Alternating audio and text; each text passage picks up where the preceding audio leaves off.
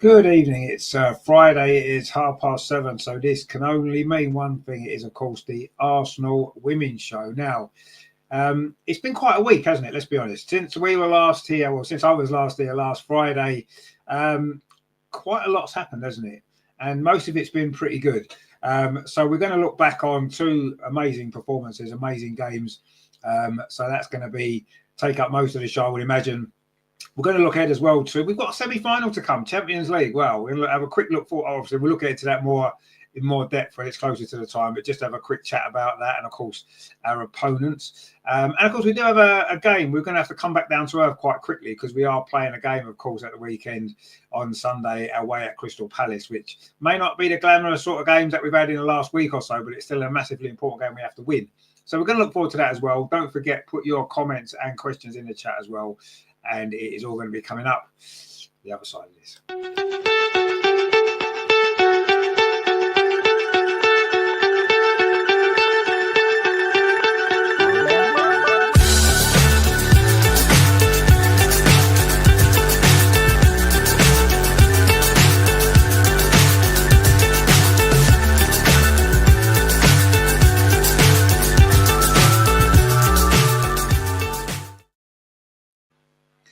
And of course, back from his rather adventurous time in London, it's a good time in the end, but obviously a lot of problems getting there. But you made it, and I'm sure you're glad that you did because it's not been a bad week, has it? Yeah, good evening, everybody. I'm really glad to be back on the show, and it was really an interesting week, and a little bit of problems at Heathrow last Friday. But yes. I was lucky to manage it to be at the Liverpool game too, and then on the Madrid game. And how can we fill an hour or two? And nothing really serious happened this week. Two games, but nothing to talk about. No, I don't know what we're going to do, actually. I'm sure you guys in the chat are going to have to help us out maybe with some questions for us to pass the time, because I don't know what else we're going to do, really. But I suppose we have to start somewhere, and I suppose the best place we'll go back to last weekend. And was it Liverpool that came to the Emirates? Of course, they just beat us in the FA Cup, but we don't care about things like that, do we?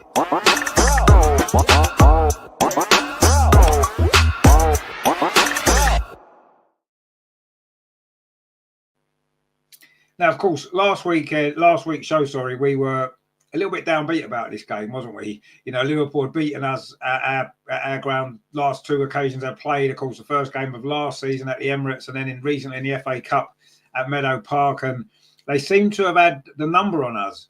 We couldn't score against them. We didn't seem to. We lost our way in both of those games. You know, obviously one was under Jonas, one was under Rene, so it was like a theme seemed to be happening against this particular opposition. And, you know, after the Madrid game last week, I don't think any of us realistically deep down were too confident that we would produce a performance and the result that we did, because it was just, it was a sensation, especially the first half in particular. It was sensational the way we just went about that game, got into them. Obviously, we got the goals, which help in any game. Of course they do.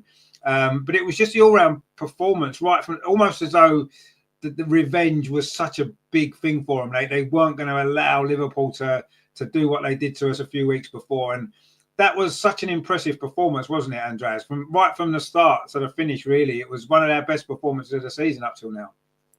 Yeah, especially the first half.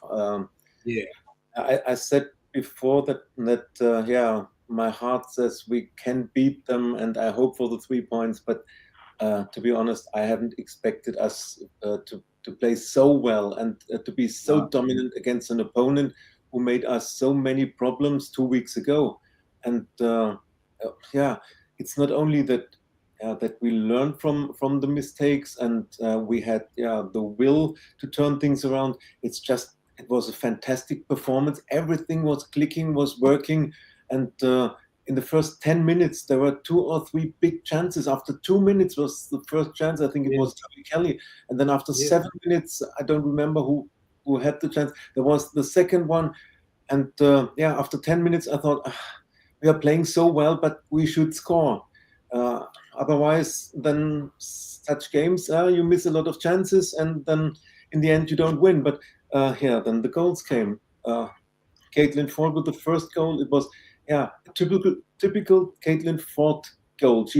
I mean, she stays on the wing. She's looking for these one against one situations, but also she's in the box for such situations when you need her there. And typical Caitlin Ford goal, and this opened the game more for us. And then sometimes you have the game luck as we had with these two own goals, but it was not that that Liverpool scored own goals out of nothing.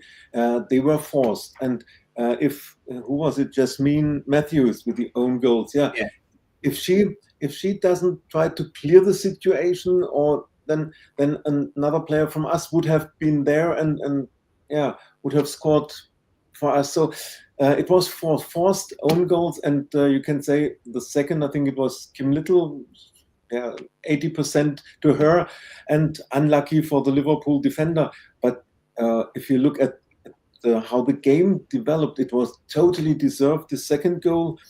And and then the third from Mariona was a fantastic goal. Once again, she showed her quality and her value for the team, and it was a good decision to play her in the midfield. I think in midfield, she brings a lot more for the team than on the wings. Mariona is a fantastic footballer, and her qualities, she shows her qualities everywhere. But in midfield, at the moment, she seems to bring more for the team, for the build-up, and it was everything was going over Mariona. She was everywhere, and everything that build up play, creating chances, she was involved in everything. So she deserved to score a goal, and with 3-0 at halftime. What could you expect more against an opponent who has won against us 2 weeks before? Just fantastic. 3-0 up at halftime against Liverpool.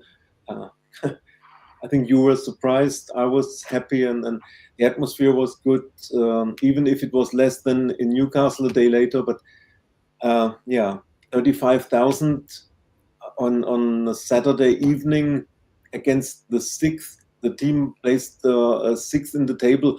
This is really good attendance. I think a lot of teams would be happy to have 35,000 for a top game, and we have this for just a normal game on a Saturday evening where people have other things in mind. Saturday evening, you want to go to the cinema or to the theater, or just go out in a pub with your friends. But 35,000 went to the Emirates to support our girls, and it was a good decision to go there because it was just fantastic performance. And we hit the post 2 times, so only 1 goal in second half. It could have been 6-0, and nobody would have said anything against it. So fantastic game, and very happy about this. Yeah, and I think it was. I mean, we said it last week on the show, and some of the comments as well were the same. And I felt as though whatever happened against Liverpool was going to have a massive impact on the Real Madrid game, because if we'd played poorly against Liverpool again, if we'd lost to Liverpool again, then I think that we would have struggled against Real Madrid, if I'm honest. The fact that we played so well against Liverpool, you could see the lift everybody got, the crowd, the players, everybody was lifted by that performance. And we took that into Wednesday, which we'll come on to obviously in a bit as well. But yeah, I mean, I thought it was an amazing performance, because it was totally out of nowhere, wasn't it? Because, we played really poorly against Real Madrid. We played really poorly against Liverpool in the FA Cup. And it was just such a shock in a way how well we played, especially like you said, that first half was brilliant. The way we just ripped into them, absolutely ripped into them. And 4-0 certainly didn't flatter us on the day. It could have been, as you said, it could have been a few more. We could have scored a few. I was hoping that Jasmine Matthews was going to get a hat-trick of own goals, actually, because I've never seen that before. That would have been quite funny, wouldn't it? But, you're right. The own goals were a result of our good play in a build-up to it, and she was unfortunate that she was trying to defend, and she got a touch on the ball, and they both went in, unfortunately. So, but I mean, it was. And of course, we can't talk about Liverpool game without mentioning, of course, the return of a certain little Dutch midfield player, Vicky Pelova, came back on late in the game, of course, when it was safe. The result was safe. And it was so good to see her back. Okay, she looked a bit rusty. She was a bit off the pace. Of course, we got to expect that. But it was just great to see her, wasn't it? And the reception that she got from not only from the players on the pitch, but the crowd as well. Everybody seemed so happy to see her. And it was such a big, for me, that was almost as exciting as the actual game itself and the win and the performance, was seeing Vicky back on the pitch. Yes, which she's not going to play much the rest of this season. We know that. She's going to get minutes here and there. She's going to ease her way back in. But just the fact that she's playing again and she's out there on the pitch was so good. You know, the smile on her face as well. And I say, everyone was so, I mean, it must have been great in the stadium to have, you know, that reception that she got was fantastic, wasn't it? Yeah, when she was warming up or she got the sign that she will be subbed in, yeah, the whole crowd was cheering, and when she came in, we all stood up and applauded to her. And I think for her, this welcome from the fans meant a lot for her, and it was good. It was not only in the 85th or 89th minute, but after 70, 72 minutes. So she had more than 20 minutes on the pitch. That was good, and yeah, you can't expect from a player who was out more than 300 days to be at the same level she was before. No. But it was good to see that she was not anxious from tackles or something like that. She was demanding the ball. She was trying to get involved in the game, and that was important. And yeah, I think everybody was happy. Her teammates, yeah, clapped her, and yeah, it was really great to see her back. And yeah, all over the game, I thought Renee must have watched our show or listened to us, because at halftime she brought Jenna Nicewanger, then she stepped Vicky on, and in the end she brought Katie Reed.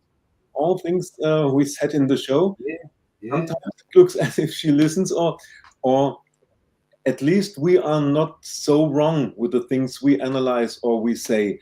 If we are honest, she doesn't listen to our show, but we are not so wrong. She does. No, she definitely listens to it. She definitely does. Yeah, but if the manager does things we are demanding these shows, our analyses are at point. And yeah, this was good to see all these players on. I think Jenna needs also minutes, and yes, we will come to this later, but probably she has to play or to start on Sunday against Crystal Palace, because Katie McCabe is out with her yellow card. Yeah.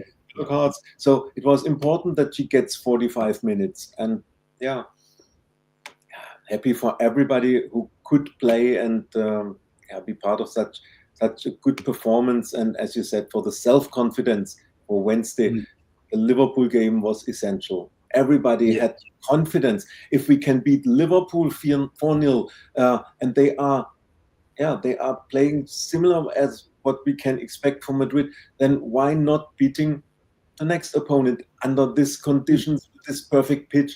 And yeah, you could really see how the self-confidence grew in our team. Very good, yeah.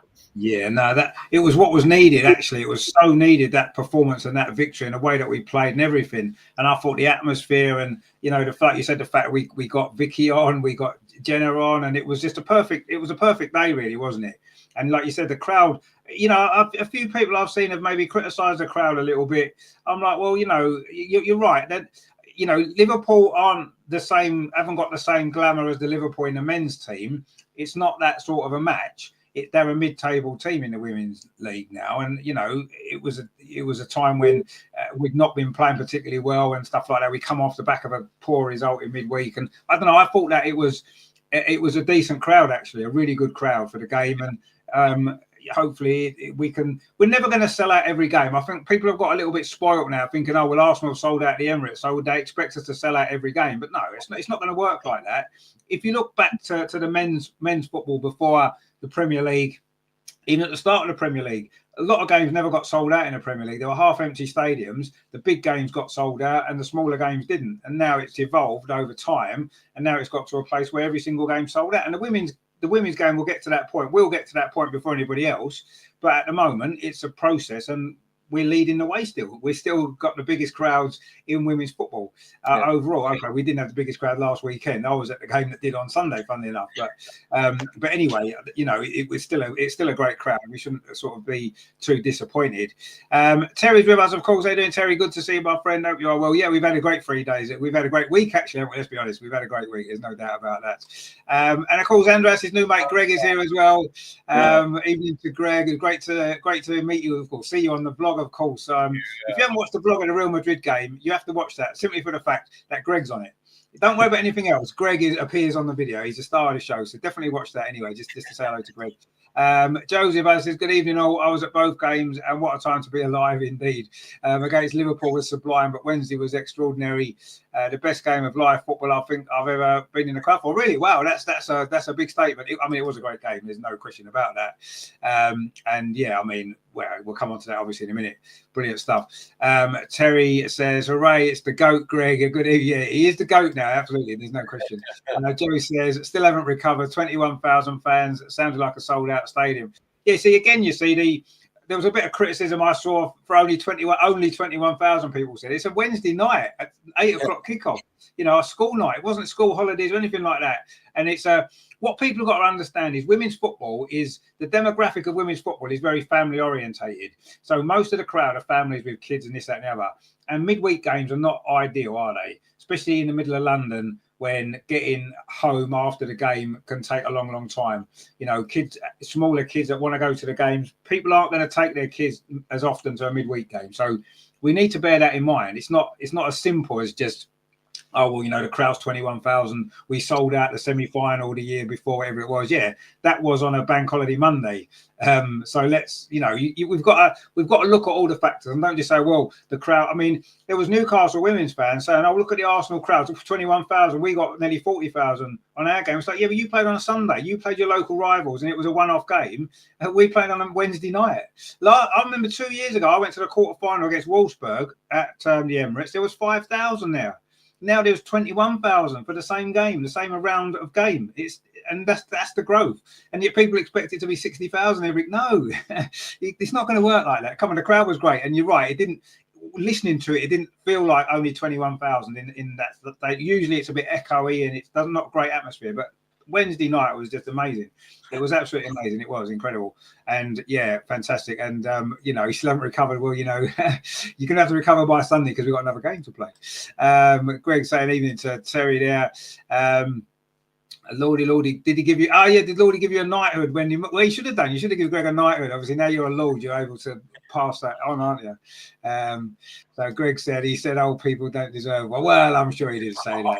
Oh no. I'm sure he did say that. The Aussie Gooners, everybody says, great vlog. I just need a better camera. Well, yeah, I mean, it's just on your phone, isn't it? I mean, you know, it is what it is. It's great anyway. We don't need to worry too much about that. Greg says it was a performance that was needed to give him a boost. Yeah, exactly. We said this, didn't we, last Friday? I mean, Greg, when you was on the show with us, we said the same thing, didn't we? That the Liverpool game, to me, was going to set us up for the week. It was either going to go well or badly. And in the end, that went well. And the rest of the week went well. And that was kind of always going to happen, wasn't it? I thought. We've got Other Joe with us says, I watched on DAZN. I could hardly hear the crowd. The commentary overwhelmed it. I think sometimes the commentators are in a room elsewhere. Yeah, maybe they are. Maybe they are. When you're looking at, say, DAZN, for example, they're not based in the UK, are they? So they probably are watching it in a room somewhere else. I don't know. But you're probably right. I mean, I didn't have the commentary on because I'm not going to listen to it. But yeah, I've obviously heard it back and stuff. Yeah, it sounds like they probably are in a room somewhere, and they've got it on the screen. And yeah, maybe they are. I don't know. Terry says the annoying thing is all the new girls could play like this. We all know. No, exactly. Yeah, of course, we knew they can play like this, and they do it more often. That's the only thing. Joe says, and not commentating. Yeah, not commentating. Yeah, I don't think they were at the stadium. No, it didn't feel that way. You're right. Joe says the crowd on Wednesday was so loud, and it was non-stop chanting, cheering, and clapping every tackle, every pass. Well, that's what the crowd should be doing, shouldn't they? But yeah, it sounded amazing what I heard. Wayne's ever said, my friend, he says, what a perfect performance. Every last player, especially Chloe and Leslie. All the casuals are saying Leslie needs to start in the men's team. It seems needed. Well, yeah, I mean, I think that's only because she's a centre forward who scores goals, and the men's team don't have one. So you can understand why people would make that comparison. But yeah, Greg says I didn't stand up. I forgot my Zimmer frame. You didn't need to stand up. You know what I mean? It was perfectly fine. It was a great little interview. That I loved that. Terry says it was great to hear the fans for Vicky P. Let's hope they make the same amount of noise when Rene gets a sack at the end of the season. Well, if we win the Champions League, they're not going to sack Rene, are they? Let's be honest. And we're going to win it now. I just know it. It's obvious, isn't it? Joe says Jenna Nighswonger seems to have a decent left foot. Yeah, she does. But then most left-footed players do tend to have a decent left foot. It's just the way it is, isn't it? I suppose. But yeah, I thought she did all right. Again, she looked a bit rusty. She hasn't played much. She needs more game time. But she did all right, didn't she? Good time for her to come on when you're 3-0 up, I suppose. It's a good game to come into. There's no pressure, really. Joe says the Liverpool game was not part of the advantage pack. All right, so that means a lot of people chose to buy extra tickets. Oh, right, okay, was it? Why was it not part of the advantage pack then? It should be, shouldn't it? Is there a reason for that? You know? No, we have 3 different parts. The season ticket, what I have there is all 11 games. Yeah. There is the home advantage package plus for 8 games, and the normal home advantage package, and there it's only 5 games, and the Liverpool game not included. It's difficult, but I read it.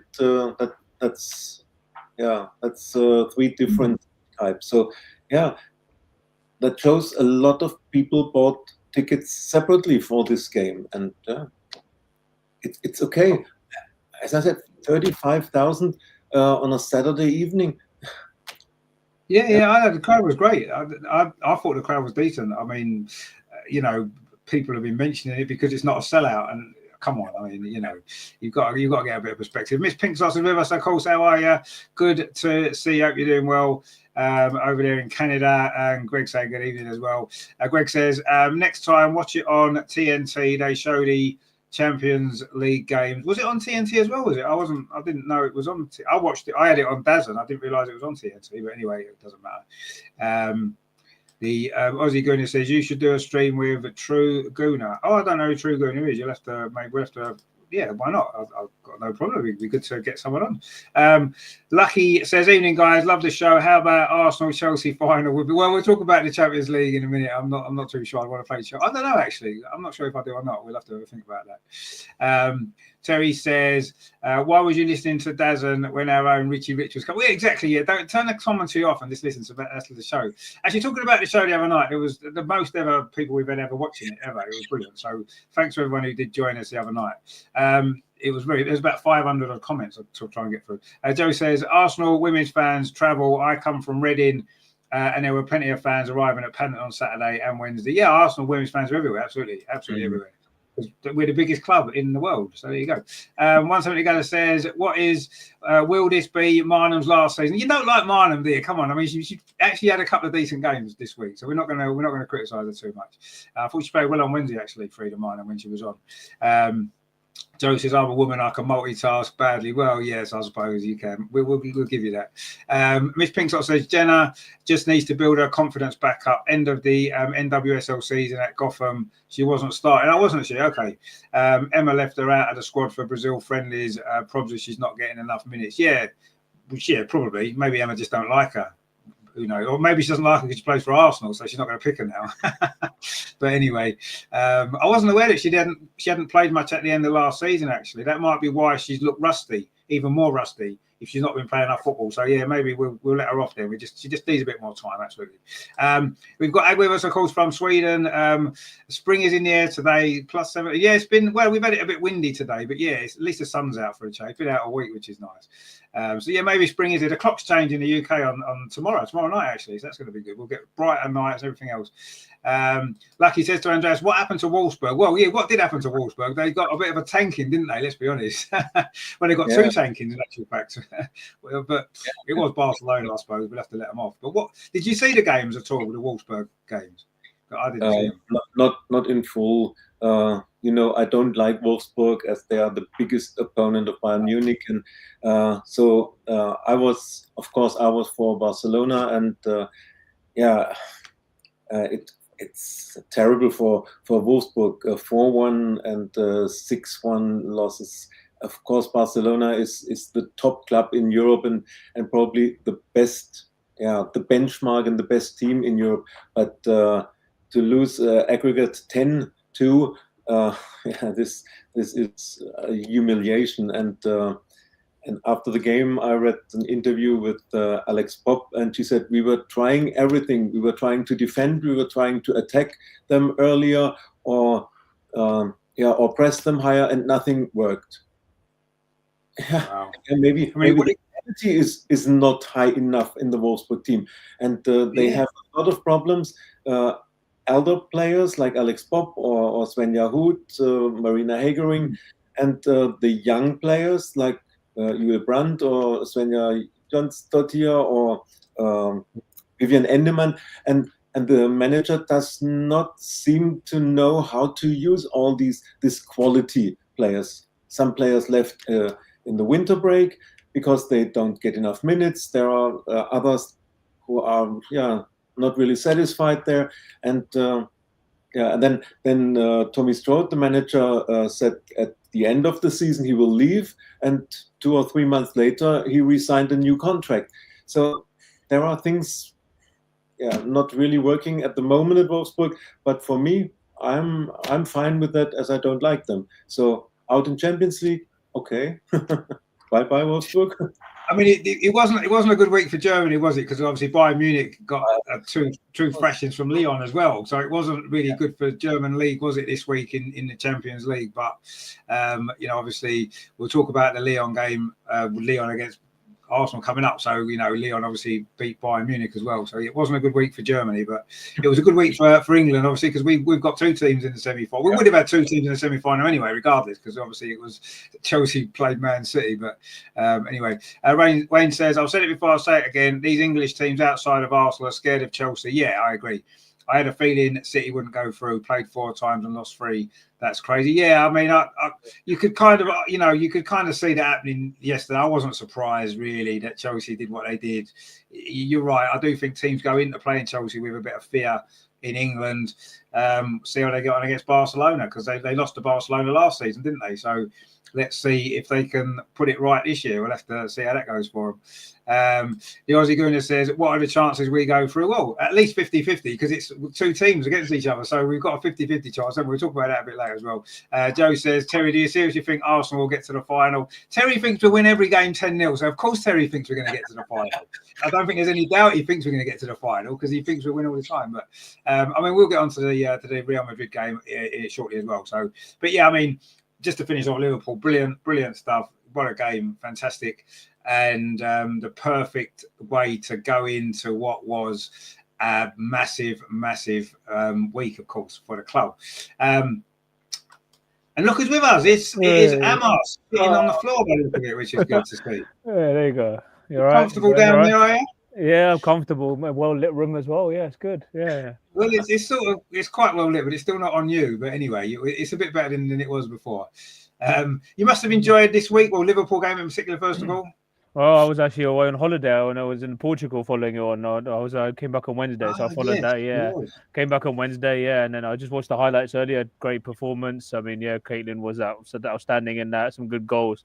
Pickle, which was Caldente's beautiful left foot finish into the corner. Tell you, she's been a brilliant signing for us. Reminds me a bit of Cesc Fabregas in many ways, the way he used to play for us, and maybe similar to Odegaard and as well. But yeah, then it makes you think, how did we lose to them in the FA Cup quarterfinals? We could have been coming. Yeah, it was a good response to that. We could have been playing with them at Chelsea, and well, anyway, I suppose going into the break, who would you rather face first? Would you rather Chelsea in the FA Cup semi-final or go straight into a game against Lyon? No, that's up for debate, isn't it? So, yeah, no, it's been a great weekend. Yeah, I got home just in time to watch that second leg against Real Madrid, which we'll talk about later. And oh god, that was just special, wasn't it? It just brought back memories of that win over Bayern a couple of years ago. And yeah, it's just been a great week overall. Yeah, I mean, it has been a fantastic week, and it was, I say, this time last week, I remember sitting on the show, we was all feeling a bit sorry for ourselves, wasn't we? Let's be honest. Yeah. We was all feeling sorry for ourselves, you know. Andreas's videos he sent in were a little bit downbeat. Everyone was feeling a bit like that last week. And now what a difference a week makes, you know. And that's the thing with football, isn't it? Things change so quickly. One game, one result, one performance can change so much. And I don't think sometimes it's easy to dismiss one game and think, well, one game in the overall scheme of a season isn't so important, but it can be so massive for momentum and just mood shifts of everybody. And that's what's happened this last week. And, you know, we're now sitting here in a totally different mood to how we were feeling last week, which is great, isn't it? Matthew says we can beat them once we don't make mistakes, no sloppy touches. Yeah, well, I think that's saying every game we play, we can beat everybody if we don't make mistakes because we've got good players. Of course, you know, we've obviously talked about Liverpool game, but we're all here really for one reason and one reason only, aren't we? What happened at the Emirates on Wednesday night, which was quite incredible.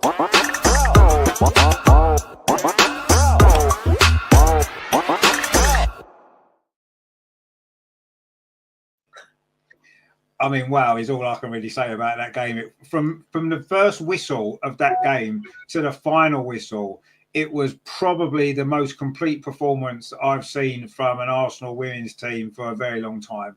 It was just incredible. We didn't let up the intensity. We didn't let up the pressing. We just went at them from the start.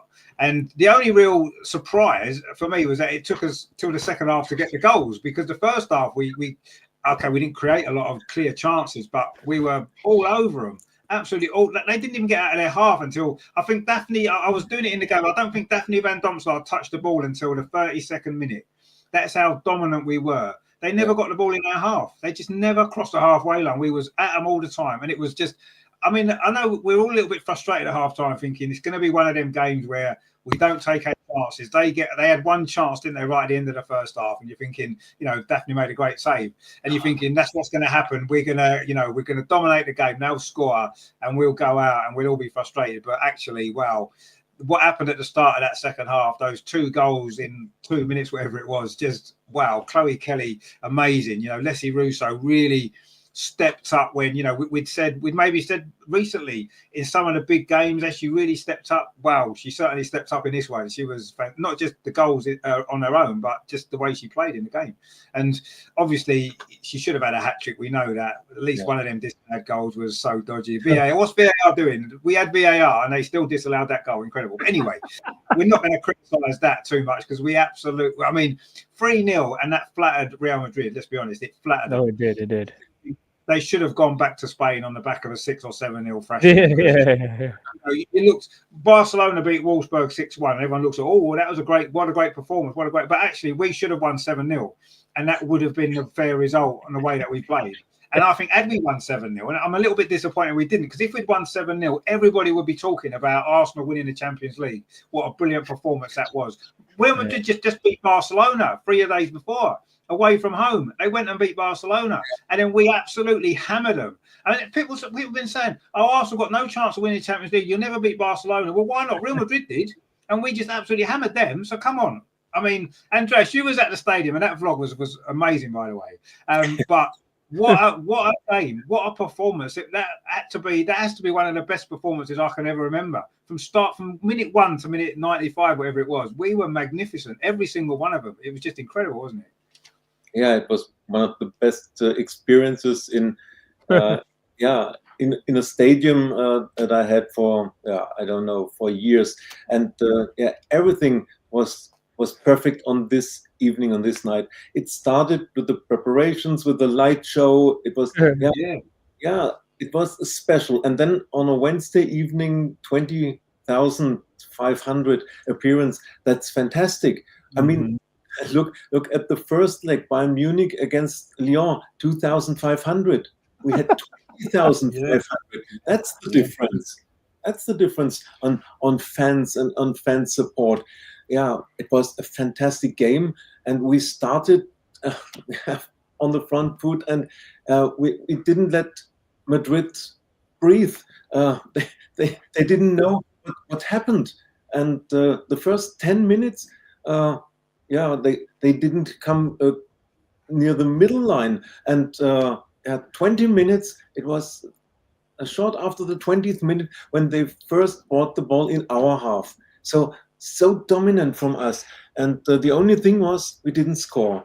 And that was a bit threatening at halftime when everybody thought, when you play so well, but you need at least 2 goals to go to extra time, it's halftime and you are still trailing 2-0, although you play magnificent, you can't play better. And then between 40th and 45th minute, thank God we have a world-class goalkeeper. It was their first attempt on goal, but this could have been the 1-0 for Madrid, and I think this would have killed the game. If we go time and are 1-0 down, I don't think that we could turn it around and score 4 goals to overcome or 3 to go to extra. So Daphne, nothing to do, 40 minutes overall, and she wasn't even involved in the game because it was not necessary to play from the back. And then one chance for Madrid, and she reacted world class. I mean, the second attempt was probably offside. I think there was the flag up. It was offside. But she saved the second attempt too in a fantastic way. And so, at halftime, a lot of people whom I spoke said, we won't score 3 goals in 40 minutes. Yeah. If you play so well and don't score, then expecting to score 3 goals in another 45 minutes, and the longer the game goes, the more the self-confidence from Madrid must rise because they were still 2-0 up. But then after halftime, the magic 15 minutes came when we not only we scored fantastic goals, and it's so difficult to say who was player of the match. Was it Leslie Russo, who scored the goals, who scored 4 goals, 2 disallowed, but she scored 4 goals, or was it Chloe Kelly? Her crosses, fantastic. Fantastic. And she's so full of passion and dedication, and she's, as we said, when she signed, she will do her utmost to show that she should be in the Euros squad. And with a game like this, you can't let her out. She's one of the best players in England, one of the best wingers in Europe. If she plays with this passion and this power, and crosses, fantastic. And of course, the second goal from the header from Mariona, maybe Misa, the Spanish goalkeeper, should have saved this ball. But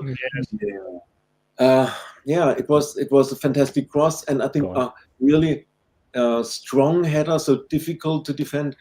And and then for Madrid, of course, when you concede 2 goals in 5 minutes, suddenly they saw, we could lose, we could go out, and there was no reaction from Madrid, no counter attacks, no trying to get a threat in front of the Arsenal goal. We were dominating. We were 2-0 up and dominating and trying to score the third.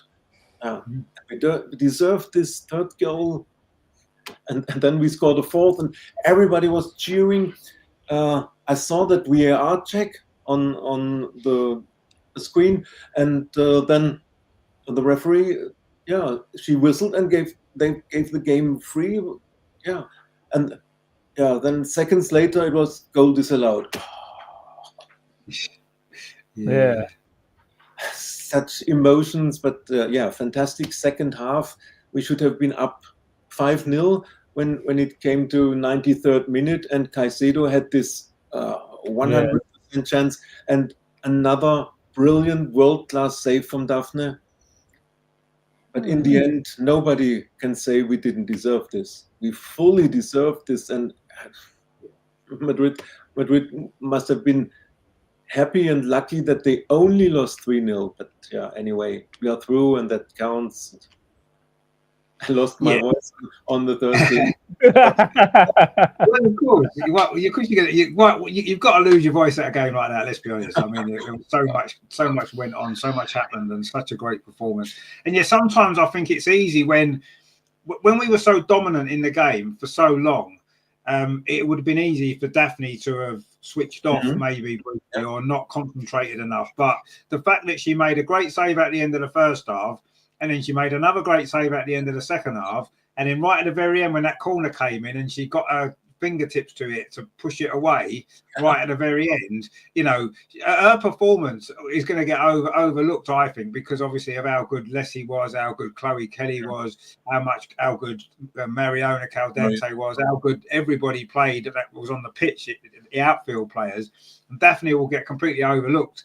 But her contribution to that game was probably just as important, if not more important, than the contribution of everybody else. Because if we let in one goal in that game, we don't win that. We don't win that tie. I don't think we win that tie. So it's good that that's been pointed out because she was amazing. Her performance was amazing. When you think of the Liverpool game in the FA Cup, when she didn't have a great game, she was quite distressed afterwards, that kind of stuff. And to bounce back the way she has done, she hasn't had a lot to do in the 2 games that she's played, but what she has had to do, she's been brilliant. And that's what that is a top goalkeeper. That's what top goalkeepers do. You don't want your goalkeeper to have to make 10, 20 saves a game, because that means you're not defending very well, you're not playing very well. You want your goalkeeper to only have to make 1 or 2 saves, but they need to make them saves when they need to, and that's what she does every single time. So I was saying for 2 years before we signed her, I wanted us to get Daphne. I knew how good she was. She was the goalkeeper that I knew was the next level that we needed. And I'm so happy that 1, we signed her in the first place, and 2, she is now proving exactly how good she is. I still think I wouldn't want any other goalkeeper in the world. I think she's the best goalkeeper in the world right now. I would not take anybody else. And I've said this for 2 years. So I'm over the moon that we've got her, and she's brilliant. 110 volts, there's a date and kick-off time. No. Not yet. It's Saturday or the Sunday, the 19th or 20th of April. We don't know any more than that yet. I'm sure it will get confirmed soon. It seems a bit silly that they haven't got a date and time. They knew the semi-finals were coming. They should have had some sort of plan for them. But anyway, is what it is. Lucky says semi-finals are at the weekend. Yeah, that's right. Which means our league games get moved. It's going to be a hectic April with a game in 3 days. Yeah, it is, and that's why it's difficult, isn't it, to do well in the Champions League and do well in the W. I mean, Chelsea are making easy work of it, I suppose, but it isn't easy. And you're right, it's going to make it more difficult for the WSL games that are left. There's not many of them left, and we're going to squeeze them in, and it's going to be tough. But we've got a good squad. We can rotate, and I still think we've got enough to get the results in the league as well, and rotate some of the players. So yeah, but that's you want to be successful. That's what you have to do. You have to deal with that, don't you? Otherwise, there's no point. If you can't deal with a busy time because you're in semi-finals and you're going well, then what's the point of being in that position? That's where you want to be. We've got to deal with it. We will, I'm sure. So we'll see. Joe says, can TNT be downloaded on Amazon Fire Stick? You can download anything on Amazon Fire Stick these days. So I'm pretty sure you probably can. But whether it's legal or not is another case. But anyway, Lucky says, we've got to be honest, Madrid are not that great. Well, you say they're not a good team. They beat Barcelona. Not many teams beat Barcelona. They beat Barcelona. So come on, they were a good team. We made them look bad because of how well we played. And even then, they had 2 or 3 chances to score. So, they're not a bad team. We just played so well. Matthew says Kelly was putting crosses in, but no one was getting in the first half. Yeah, there wasn't. I was saying that all the way through. Someone's got to get on the end of these crosses because they were brilliant. And in the end, in the second half, that's exactly what happened. People did go on the end of them. We scored. It's not rocket science, is it? Let's be honest. Like he says, you've had that. Oh, hang on. No, let's be honest. Madrid are not a top team. They used the pitch to beat us in the first leg. Well, yeah, maybe they did, but they beat Barcelona away on Barcelona's pitch. So, they're second in the league. They've lost 2 games all season. Their league's not as strong as ours, but they're a good team. Are they a top team? No, but they're a decent team, and we absolutely dominated them. And we have to give credit to how we played, and not just say how bad Madrid were. They look bad because they didn't get a chance to play any football because we didn't give them a chance. As soon as they had the ball, we were swarmed around them and took it off them. We just took it off them every time they had it. Straight away. That's not their fault, is it? What more can they do? They couldn't live with our press. They just couldn't live with it. And that's not down to them not being a good team. That's down to us playing that well and showing that intensity for that long. Joe says DVD is top notch. The difference, Manu gives me panic attacks. DVD, I'm cool. Exactly. I mean, I said this, and we said it, didn't we? The second goal in the away game, Daphne saves that all day long. And we have a 1-0 defeat to turn around, which would have been a lot less stressful, I suppose. But yeah, she saves that all day long. Absolutely, she does. She doesn't let in goals like that, Daphne. She doesn't. She saves that. So yeah, that's the difference there, isn't it? That's the difference between a top goalkeeper and a goalkeeper who maybe is on the way down, and that's fair enough. But what I did like about Manu Ginzburg, I've got to say, after she was on the bench, she didn't play. After the game, her celebrations with the rest of the team and stuff were brilliant. She's a great person, but she's just not a great goalkeeper anymore. So it was great that she could join in with the celebrations. Greg says there was never a doubt we'd win. We just didn't score enough. Well, yeah, I mean, obviously you was quite confident before, weren't you? Saying 4-1 before the game, so you obviously were confident we would get through. I don't think too many others were quite as. I wasn't as confident at all. Actually, I thought. We'd win the game. I wasn't sure if we'd do enough to go through, but of course it was 10 times better than we could even have hoped for. Terry says, to be honest, Russo was rubbish in the first half, but second half she stayed in the box and was a class out. Well, I think she was rubbish in the first half. She wasn't getting on the end of crosses enough. She wasn't making those gambles, as we just said before. But second half she did, and she was brilliant. But I thought she had a decent first half, but she just wasn't getting the goals. Matthew says, Marnham and VAR robbed Russo of a well, yeah, I suppose so. Yeah, but VAR definitely did. There's no doubt about that. And of course, yeah, she could have had a few more. Terry says that light show was for the goat, not the goals. Yeah, it probably was. Yeah, it was great though, wasn't it? Let's be honest, we enjoyed that. Joe says Arsenal, Barca, Lyon have won the UEFA Cup. It's Chelsea have never won, and they're the outside. I don't know about that. But you're right. Last night.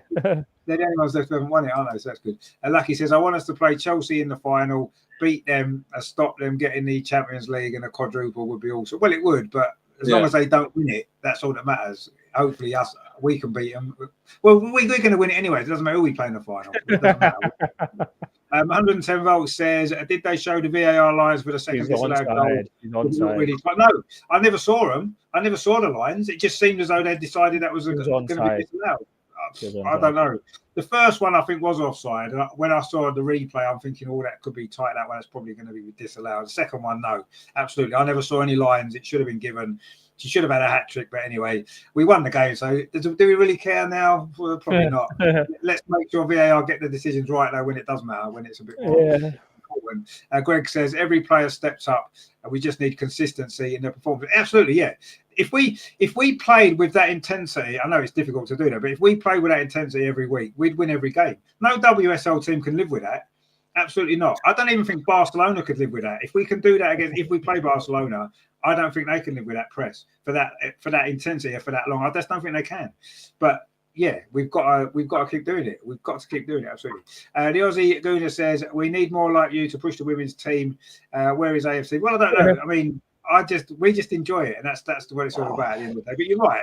I mean, I was saying this. I was at the Newcastle women's game on Sunday against Sunderland at the St James's Park, and it was an incredible game. The atmosphere there the crowd was brilliant. It was such a great experience, and I was saying that what women's football needs is it needs to change. It needs to shift slightly on the demographic of the fans in the stadium, because as we said before, if it stays as a family thing, the crowds are never going to grow, and the atmosphere is never going to grow, and it's never going to get to the level of the men's game. It never will. It needs that. I'm not saying that families shouldn't come. Of course they should.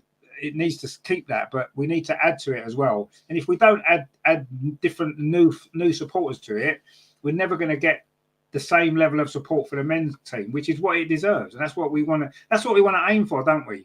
The girls want that. They want to be playing in front of 50, 60,000 every week. That's what they want. That's what we want as fans. It's fantastic, isn't it? And it deserves that, because we've seen the last two games from us in particular, but you just look at women's football across the board at the minute, especially in England, it's amazing. And it deserves to get sellout crowds. It deserves to be played on these top pitches. It doesn't. We shouldn't be playing at Boreham Wood on that rubbish pitch. We should be playing on that pitch we had to play in Madrid. The women, they deserve better. The game deserves better, and it deserves better than playing in them silly little stadiums. But it can't happen overnight. And we're trying to push it as much as we can. Other people are as well, and that's what it needs. It needs everybody to push in the right direction. And hopefully, eventually, it will get where it needs to go. And I'm sure it will. It's certainly getting there. But it's a slower process, isn't it? It's not. People will come. You'll get 60,000 for the odd game here and there. Of course you will. You're not going to do it consistently yet because we're not at that point yet with women's football, but it will come. It will come. And as Andreas rightly said, in Germany, they're happy to get 2,500 for games. Do you know what I mean? And we got 30, nearly 40,000 for a second division, technically a second tier game the other day, last weekend. Incredible. That was amazing, actually. I was shocked by the crowd that was there. It was absolutely incredible. And that's in the second tier. Imagine that throughout the leagues, all of the WSL games like that, all of the championship games like that every week. That's the aim, isn't it? And it will get there. It will get there. Absolutely, it will. It's going to be fantastic. Matthew said the only player I was disappointed with was Ford. I felt Mariona was playing a match. See, I thought Ford did all right, actually. I thought Ford did all right, but Mariona was amazing, absolutely incredible. What a performance again. She's had so many this season. And, people were crying, weren't they, when Viv went and Mariona's come in. I wouldn't swap Mariona for anyone. She's been absolutely, just watching her play football is a joy. What she can do with the football, the way she moves around the pitch, the passes that she sees, the goals that she scores. I just think she's an incredible player. And Jonas might have cost him his job picking Mariona over Viv, right? But he got that right. And if that's his parting gift to us, then Jonas, thank you, my friend. That was a brilliant signing, and I think I love Mariona. I think she's incredible. But yeah, I thought she probably was player of the match against Real Madrid. Actually, it's difficult to pick one, but yeah, she was brilliant. Terry says she's a City player. Can't wait until the end of the season. No, she's a City player, but Chloe Kelly is fantastic. Come on, she's brilliant. She's playing well for us, and whether she's on loan, whatever, it doesn't matter. She's playing well for us. She's given us something extra, and she was the catalyst to get us through that game on Wednesday night. And she could be the catalyst that gets us through the semi-final and in the final as well. She scored a winning goal in a big final for England, so she can score a winning goal in a big final for us, can't she? Come on. And it'd be funny, wouldn't it? We can laugh at Man City. That's your player, and you've allowed your player to win us the Champions League. Wouldn't that be good? Wouldn't that be good? I mean, she's got us through to the semi-final. Come on. But there you go. The Aussie, good. Yeah, what a player. Yeah, incredible player, isn't she? Just brilliant to watch. Joe says, I watched Kelly closely, and not only was she world class, she was clapping teammates, communicating. Whether she stays or not, we need her this. Yeah, absolutely. I mean, I hope she does stay. I'm praying we sign her because I do think I thought she was a brilliant player before. And watching her play for us now, she's been brilliant every game she's played. So I agree. We need to sign her at the end of the season. If we'll get her for free, she's out of contract. It'd be silly not to, wouldn't it? It's just, does she want to stay? Come on, she looks happy, don't she? She's enjoying it. You can see that she loves playing with Leslie. She loves playing with Leah, from the England squad, Lotta as well. So you can see how happy she is. She'd be mad not to sign for us permanently at the end of the season, wouldn't she? It'd be crazy. Come on, we need her. We do need her. Ryan says Manu switches off. Daphne doesn't. Exactly, yeah. I don't even know if Manu switches off. I don't think she switched on in the first place. Maybe she needs to switch herself on. But yeah, I don't know. But you're right, absolutely.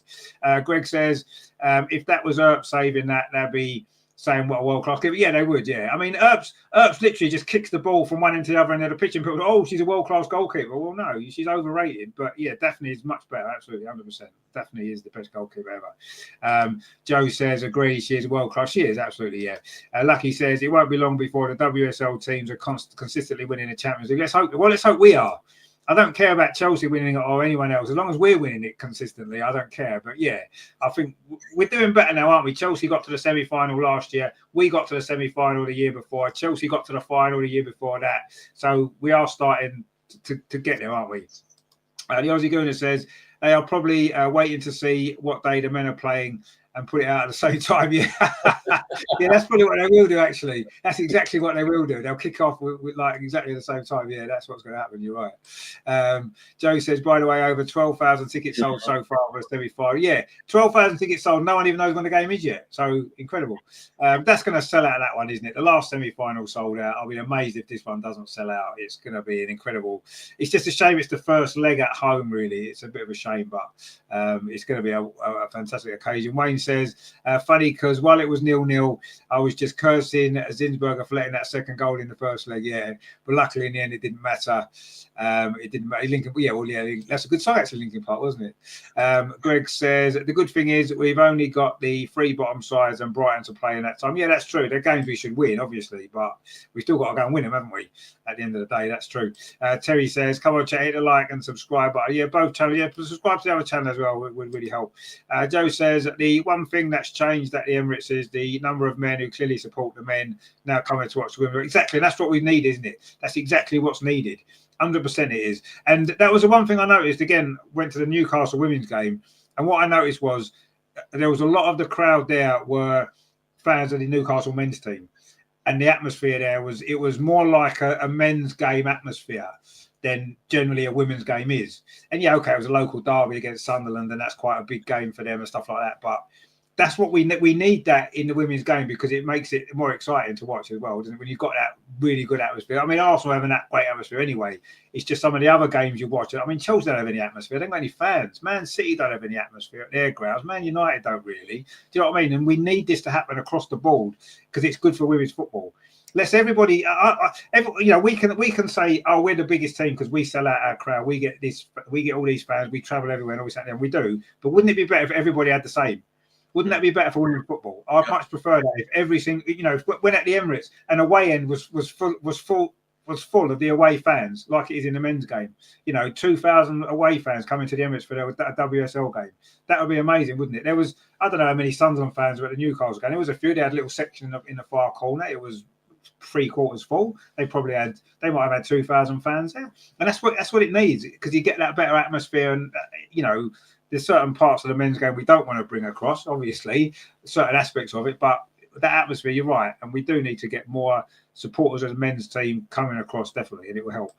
Greg says, seeing how good the girls play on a decent surface, we should be playing all the home games at the Emirates. Yeah, exactly. Yeah, you're right. We should. There's no question about that now. Ag says the Jonas legacy. Exactly, the Jonas legacy. That is it. Exactly that. The Aussie Goody says Mariona is the best player I've seen. Well, she's certainly out there, isn't she? 100%. I kind of agree with you. I don't know if she's quite the best. She's certainly in the top 3 or 4 I've ever seen. They play for the women's team. Absolutely, she is, without a doubt. Ryan says probably won't happen, but Arsenal could do with their own 30-40k. But we've got one, haven't we? Just play at the Emirates. It doesn't matter, does it? Because we're going to sell enough tickets going forward to justify playing at the Emirates. So let's just stay there. Why not? It's brilliant. The pitch is fantastic, isn't it? Wayne says, Weird Al Miedemar scored the 2 goals for City. Seems like it was yet again an Arsenal player who didn't show fear against Chelsea. Yeah, maybe that. I don't know if that was the reason, but she did score the 2 goals in that first leg. It wasn't enough for him in the end, was it? And where was she last night when they needed her? Nowhere. Mariona turned up for us in our quarterfinal and we needed her. So there you go. Matthew said Kelly had roots at Arsenal first. She just returned to her roots. Yeah, absolutely. She was at Arsenal when she was younger. She started her career at Arsenal. Yeah, absolutely. So she's got that connection with the club anyway. So I'm pretty sure we'll get her at the end of the season. It's just a matter of getting that sorted. Wayne says, only thing with Kelly is that now that Gareth Taylor has gone, she may go back to City with Nick, but we'll see. Yeah, but why would she want to go back to City now after everything that's happened here and what's going to happen between now and the end of the season? No. I mean, yes, okay, Gareth Taylor was the big problem for her, but come on, she's not going back there. No, don't worry. No. Don't worry, she's not. Greg says, I'm proud of you, Rich, sitting through a grassroots game. Well, it wasn't really a grassroots game. It was women's championship. It was actually a decent game. I enjoyed it. What I enjoyed about it was the atmosphere and the fact that people had come out to watch the women's game. That's what I really liked about it. And yeah, okay, the quality of the football wasn't up there with the WSL. No, absolutely not yet. But it was a decent game. There was some ex-WSL players. Demi Stokes was playing.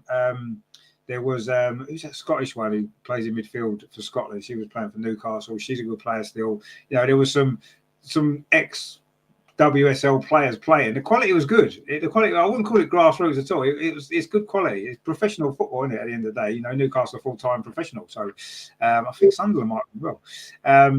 Lucky says there, Lyon's second half against Bayern, they were awesome. Wasn't as good as our second half, though, mate. It wasn't as good as our second half. Anyway, so there you go. Lucky says, Andreas, do the teams in the German Women's League travel to away games of fans? They fans. They don't really have many fans, do they? They don't have away fans travel much, do they, in Germany? Or do they? not in numbers as we do. I mean, Arsenal is topping everything at home and with away fans.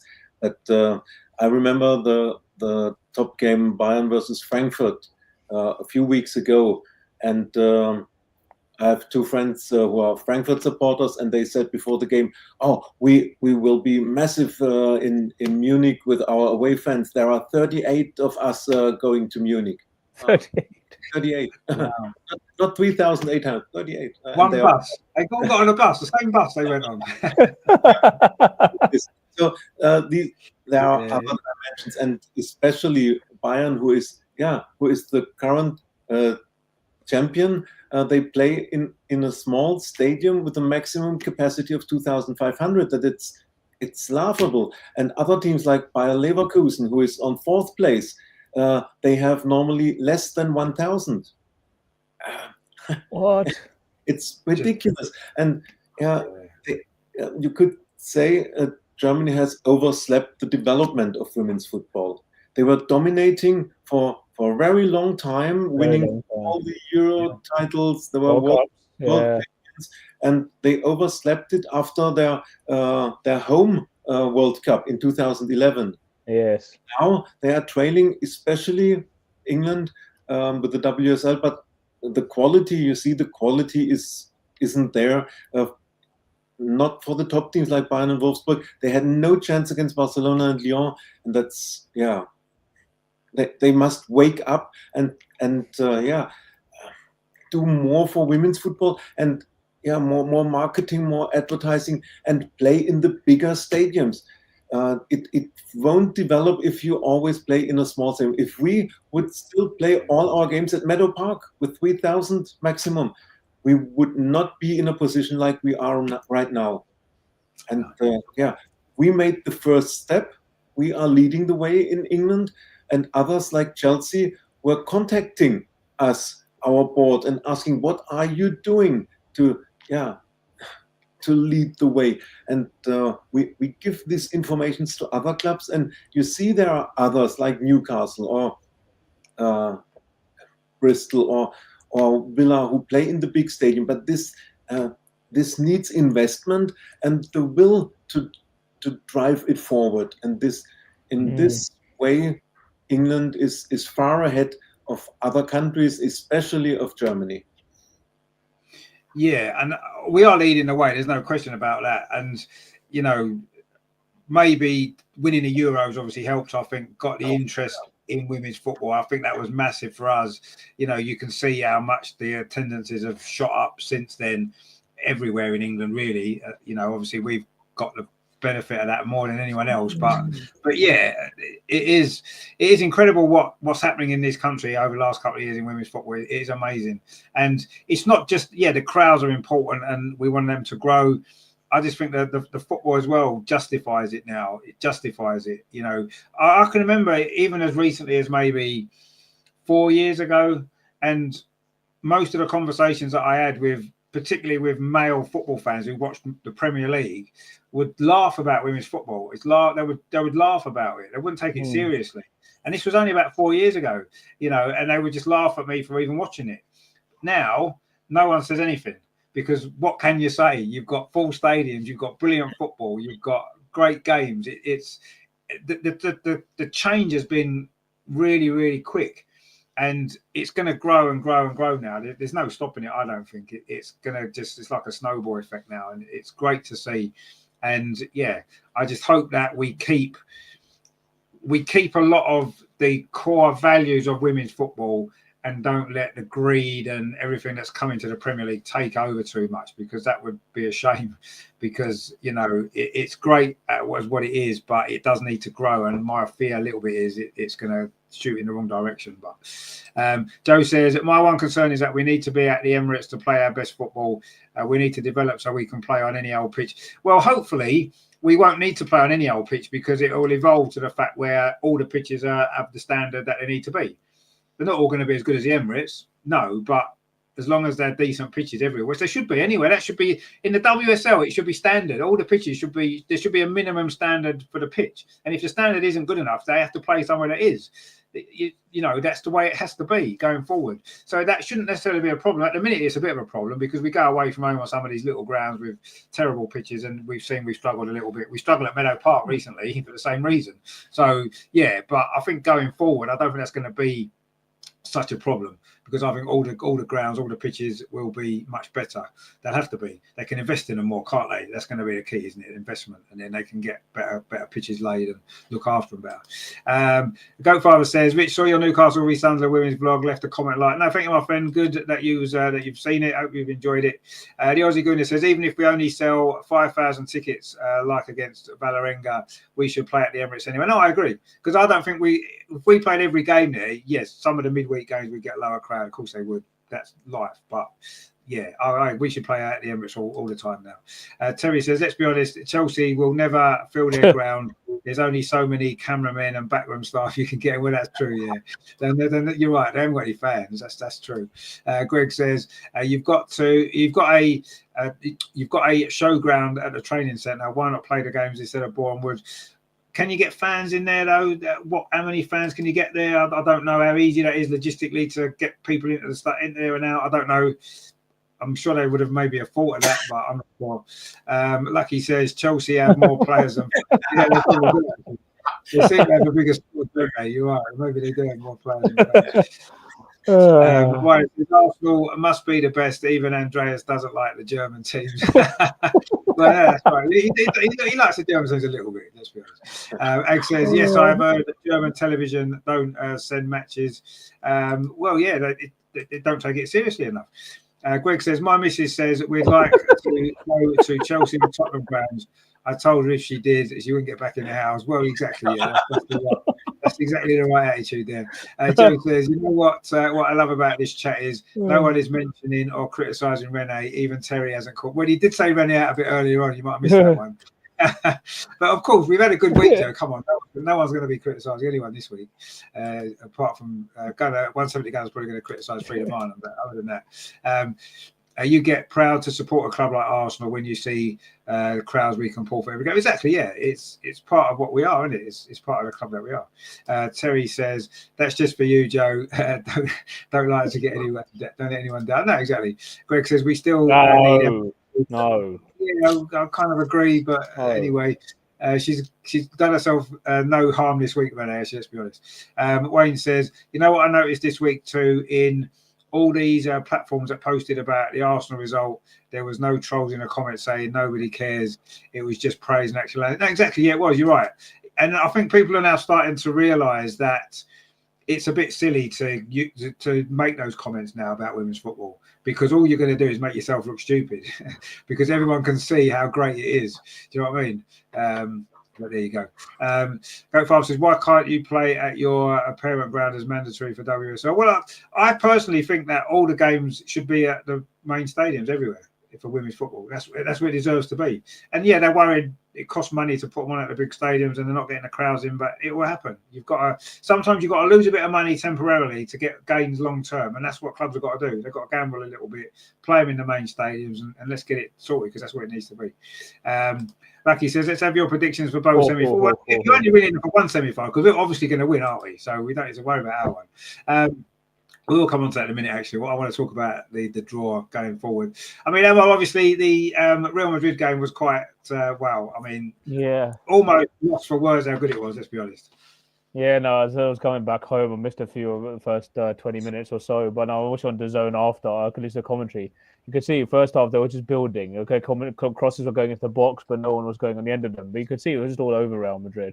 But there was always the sense that if you don't take your chances, you could be sucker punched, and that's exactly what happened. But who was it? Felipe Angeldal had that shot, as we said, who forced that superb save out of Daphne, and thankfully Caicedo was offside. I tell you, that was a heart in the mouth moment.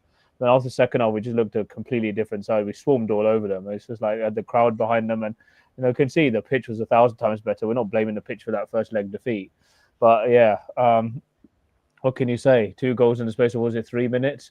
Chloe Kelly, I mean, she has to have to make. I've said that they've said it on the show already. You have to make her signing permanent. I think she has that extra depth to our squad on the wing, and whether or not they look to maybe buy somebody else in that position, the summer remains to be seen. But I mean, you can't see her going back to Manchester surely after the torrid time that she was given there. She was 2 wonderful assists. Finishes from Russo are superb as well. And the header, yes, the keeper could have done better for the second, but it's a brilliant header. They just kick-started after that well. And we said we could have easily had 6 or 7.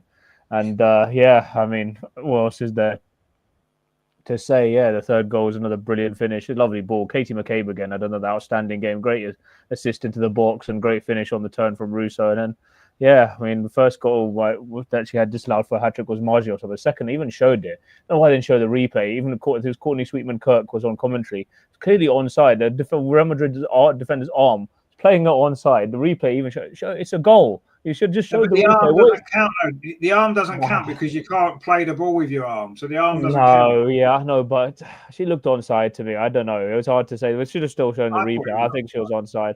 Yeah, and then she had the 1-on-1. Everyone had many chances, and then they had an empty goal. She just scored. Was it Caitlin or was it Leslie? Just squared it to Stina, and she came on. They had a tap in at the near post as well. Could easily have been 6 or 7.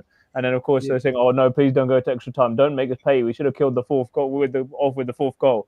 Thankfully, Linda Caicedo didn't know, just hit it straight at Daphne. He started to make the save, and it was a great save. But I mean, from 1 minute to minute 96, it was probably the best performance of the season. And whether or not we'd have seen that performance under the previous management, I'm not sure. But Renee deserves a lot of credit. She got her tactics absolutely spot on, and we deserve to be in the semi-finals, where it's the small matter of a reunion with our former boss, Mr. Montemuro, which is going to be very exciting. That is going to be a heck of a game, and I haven't got my ticket yet, but hopefully I will be getting my as soon as they confirm the date and the kickoff time. I'm definitely want to be going to that, isn't it? If you think 2 years ago we sold out the Emirates for that tie against Wolfsburg, they celebrated at the end of it like they won it. Look where they are now. It's coming up. We're just saying, what time is it now? It's 8. Is nearly 10-2. I was just making the joke like we lost to Bayern years ago. Everyone used to say when it was 10-2, they used to say, "Oh, you lost 10-2 to Bayern all the time." Now I can say that all to all the Wolfsburg fans. We got absolutely humiliated. But no, going on to more serious things. I think it's going to be tough. I would have preferred. You always want to be the first leg to be away, but I think if we can, their front three does worry me. Maybe they say, who's it? Chewinga, Diani, and is it what's her name? What's the other? Dumornay. They look very, very ominous going forward. So we'll have to be on it. But DVD might be coming back. Let's see. I think it's going to be a great tie. But I'm sticking with my prediction. It will be a Chelsea-Arsenal final. Well, that would be rather nice, wouldn't it? Let's be honest. Wayne says, Lee Gunner says that the women's team play better than the Super Duper Mick, and that Chloe Kelly can cross a ball better than 95% of men in the Premier League. I actually wouldn't disagree with that. I think everybody plays better football than Super Duper Mick. So we certainly do. The women's team play a million times better football. I wouldn't watch Mikel Arteta's team if they were playing in my back garden, because I don't like the way they play. The women's team play great football, attacking, exciting football. And Chloe Kelly is absolutely right. The way the crosses she puts in, that's David Beckham-like crossing. David Beckham. And there isn't a player in the Premier League who crosses the ball like that. There isn't one. Nobody crosses the ball like that, because all they do is everyone gets to the byline and pulls it back. You don't see crosses really very often. Her crosses are amazing, and it is. I look at her and think she reminds me of David Beckham when she puts the ball in. Absolutely. And no, he's right. 95% of men in the Premier League don't cross the ball like that. They don't, because they're not coached to do that. They're not coached to put crosses in, because nobody plays like that anymore, do they? And that's why the Premier League, for me, is so boring. It's played by robots. The women's game is exciting to watch. And that's one of the reasons why I prefer watching women's football now, because it's more exciting. It's more open. It's more flowing. You don't get cheating. You don't get time wasting. You don't get all the nonsense that goes on in the men's. And it's not played by robots. It's actually played by players that want to express themselves and are allowed to express themselves. And I hope we never lose that, because as soon as the WSL becomes like the Premier League, I'm just not going to enjoy it anymore. And I don't want that to happen, because I know how difficult it's been coming to terms with that in the men's game. You know, the transition away from that. I don't apart from the Arsenal games, I don't watch Premier League football. I don't watch Match of the Day. I don't watch any of it because I don't like it. I only watch Arsenal because I can't not watch it. It's just ingrained in me too much. I don't enjoy it, but I have to watch it. I almost have to force myself to watch it, but I have to do it, because if I don't watch it, I'll be thinking, what's the score? So I might as well watch it. I don't enjoy it though, and I don't watch Premier League football at all. I don't watch Champions League. I don't watch Premier League football because I don't like it.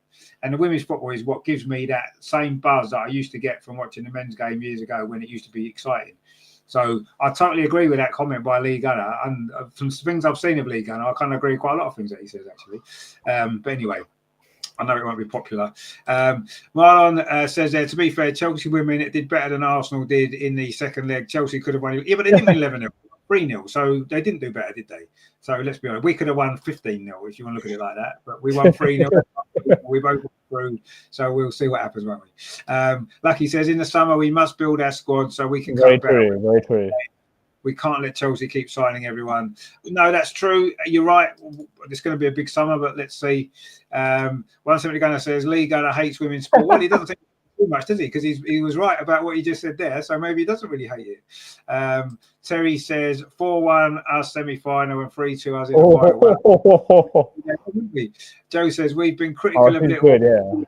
Yeah, the last two games, she got her little legs working, didn't she? She struggled to get her little legs going recently, but those two performances, that's the Kim Little that we love, and that's the Kim Little we want to see. We just haven't seen it this season really at all until now, and that's what a captain should do, though. Captain needs to step up in big games. What did she do? She stepped up in the big games. That's what a captain has to do, and that's what some other captains at Arsenal need to look to and do the same.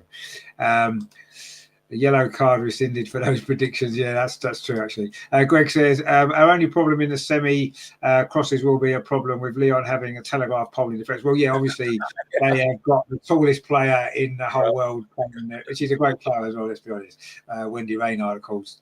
But, yeah, that's true. She'll probably win most of the headers if we just put crosses in. Joe's gone. Barcelona, Lyon in the final. Come on, Joe. What are you doing? Come on. That's not right. That is not right at all. Greg says 4-0 home, 2-2 away. Well, we'd take that, wouldn't we? We would take that, but I'm not 100% sure if that's going to happen. Ozzy Gouda says Premier League is coached to take 45 seconds to take a throw. Exactly, yeah. It is, and 2 minutes to take a corner. Anyway, Greg says, got my ticket for the semi already. Oh, good stuff. Look at this. Greg's already in there. Make sure you get your tickets. Ryan says, spend their time falling over and not putting crosses in. Exactly, yeah. Falling over, that's what they do, yeah. Ozzy says, big up to Greg, indeed. Joe says, I don't watch Premier League men's football anymore either. It's so much more enjoyable to watch the women. It is, yeah. I would rather, and as I proved on Sunday, I would rather watch the Women's Championship than any game in the Premier League. All day long. I would absolutely 100% because it's brilliant. It's much better. It's much more enjoyable. It's pure to me. It's pure football played properly, and it's played for teams that want to win and not teams that want to waste time and not lose. Which is what the Premier League's full of scared tactics. Teams are too scared to lose. In the women's game, they haven't got to that point yet. They just want to win. You've got two teams going out to win games, and it's exciting. It absolutely 100%. Joe says, got my ticket for the semis. So, look at it. Everyone's going. It's going to be good. 110 Volts says, I think Kim Little's performance has been overlooked. Yes, he's been patchy of late, but really strong against Madrid. She did, and against Liverpool as well. She was good against Liverpool. So, yeah, she's had a good week. Wayne says, Lee Gunner done watch-alongs last week for the Women's Champions League, and he now loves Barcelona, Lyon, and now Arsenal after that second leg. He said if we were a non-contact sport, they'd spend majority in the Premier League. Yeah, you're probably right. I'd probably agree with that as well, actually. Terry says the balls in the Premier League are rubbish. Ask Arteta. Well, they're balls that in all competitions, they're obviously rubbish because he can't win any of them. Joe says exactly like I've said in the past, it's old school football. It is, yeah. Ag says, who is Lee Gunner? He's just so and he's quite controversial, but actually he does talk a lot of sense, but no one wants to call it sense because that's not what he wants. He doesn't want people to think he's talking sense, but actually he makes a lot of sense a lot of the time. He does talk some nonsense as well. Anyway, talking about the semi-final, we're going to preview the semi-final obviously closer to the time the week before, but just to have a quick talk about the draw, who we think is going to go through, and of course a couple of people that we know quite well.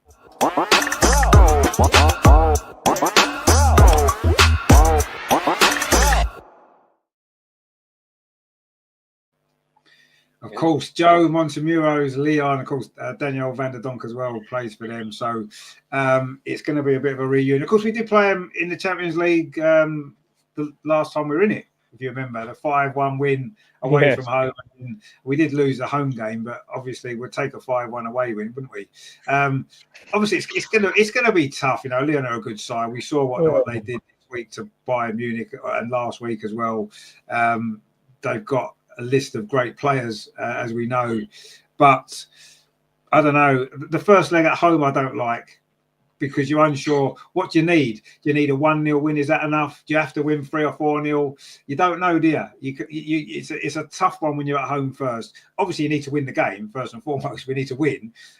It's what's enough. Do we overcommit and try and get loads of goals but risk conceding? Do we think, well, a 1-0's a decent result to take away? I don't know. It's a tough one, isn't it? But we've got to deal with it because we're at home first, so we need to get a result. But I think if we play with the intensity against Real Madrid, we can beat anyone.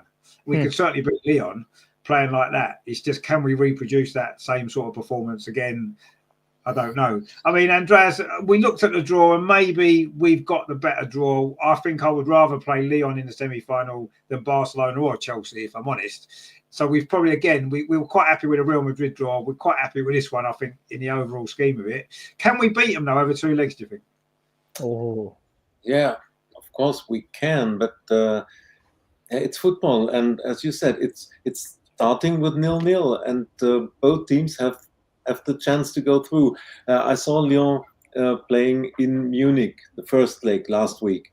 And to be fair, Lyon was the better team. They deserved to win 2-0, and it was more that they scored a third one. Of course, they missed the penalty, but even in the second half, it was more 3-0 for Lyon than 2-1 goal for Bayern. So they were really strong, and they have a lot of pace on the wings with Diani and Chavinga. That might be a problem for us.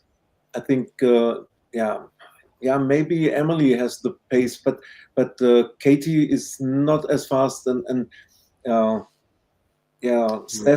Steph might have a problem with the pace of these players.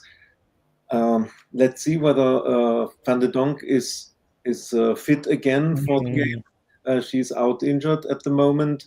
And I think Sarah Debritz, the German international, she was not playing against Munich in both legs. Joe preferred to play Jennifer Marochan, a former German international. She was invisible in both games. But then they have a super sub like Ada Hegerberg. Yes. She came in sub and scored. So they have really a great team, and that defense. What impressed me when I saw them playing in Munich was Ellie Carpenter. Yes. She is a right back, but she plays like a right winger. But on the other hand, this offers us a chance because she's not used to play very deep role and only defend. She's in the French league. She's used to play as a winger. And if we find spaces when their fullbacks are attacking, then we have a good chance. Yeah, of course, the pace might be a problem, and corner set pieces with Wendy Renard. Yeah. It's nearly impossible to defend this giraffe in the yeah. Giraffe. Yeah, she's really a good defender, and her height is really difficult to defend. In her own box, she nearly heads away everything, and if they have a corner or a set piece, it's difficult to defend her.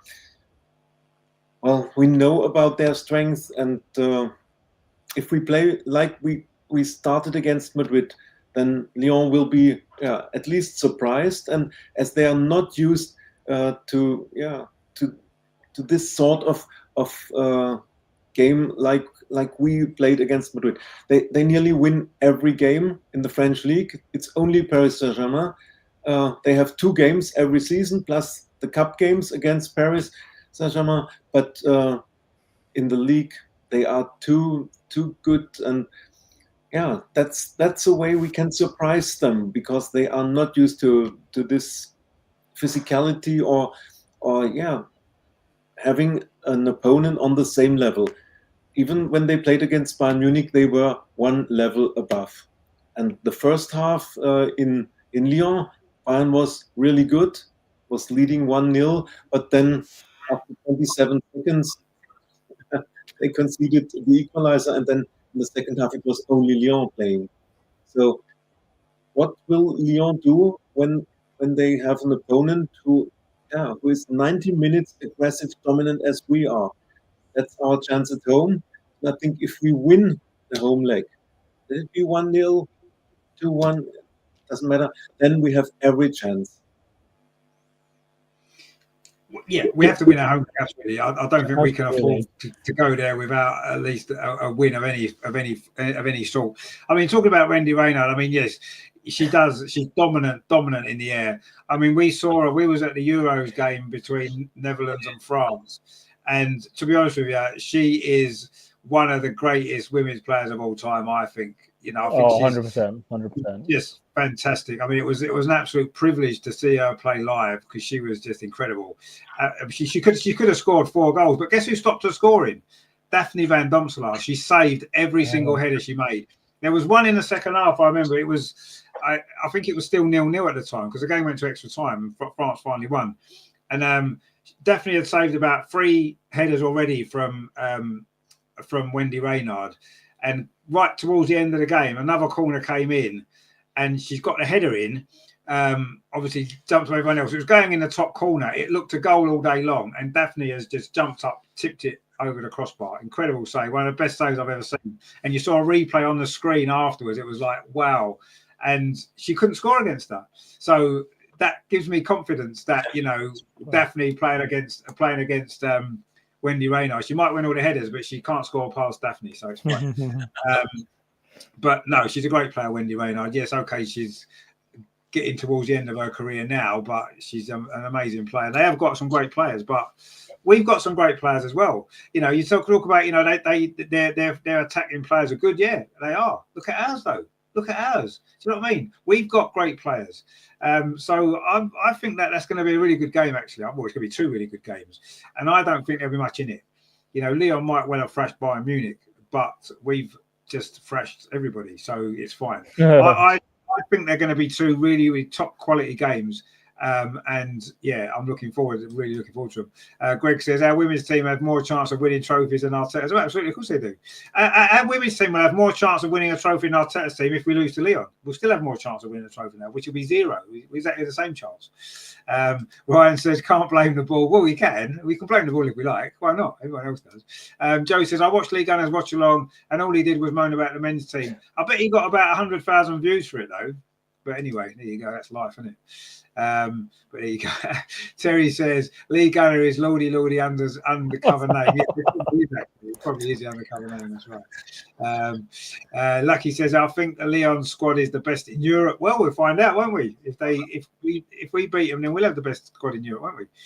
Greg says don't forget Lyon has an aging squad and an aging manager, and we've got youth on our side. Well, we've got a bit of youth on our side. We've got a few aging players as well, but we really haven't got an aging manager, that's for sure. Joe says, I think our team love a big battle, will be focused and driven. Our girls will not give up on this chance. No, I'm sure they won't. They'll give everything to do it. And I'm fairly confident at the moment.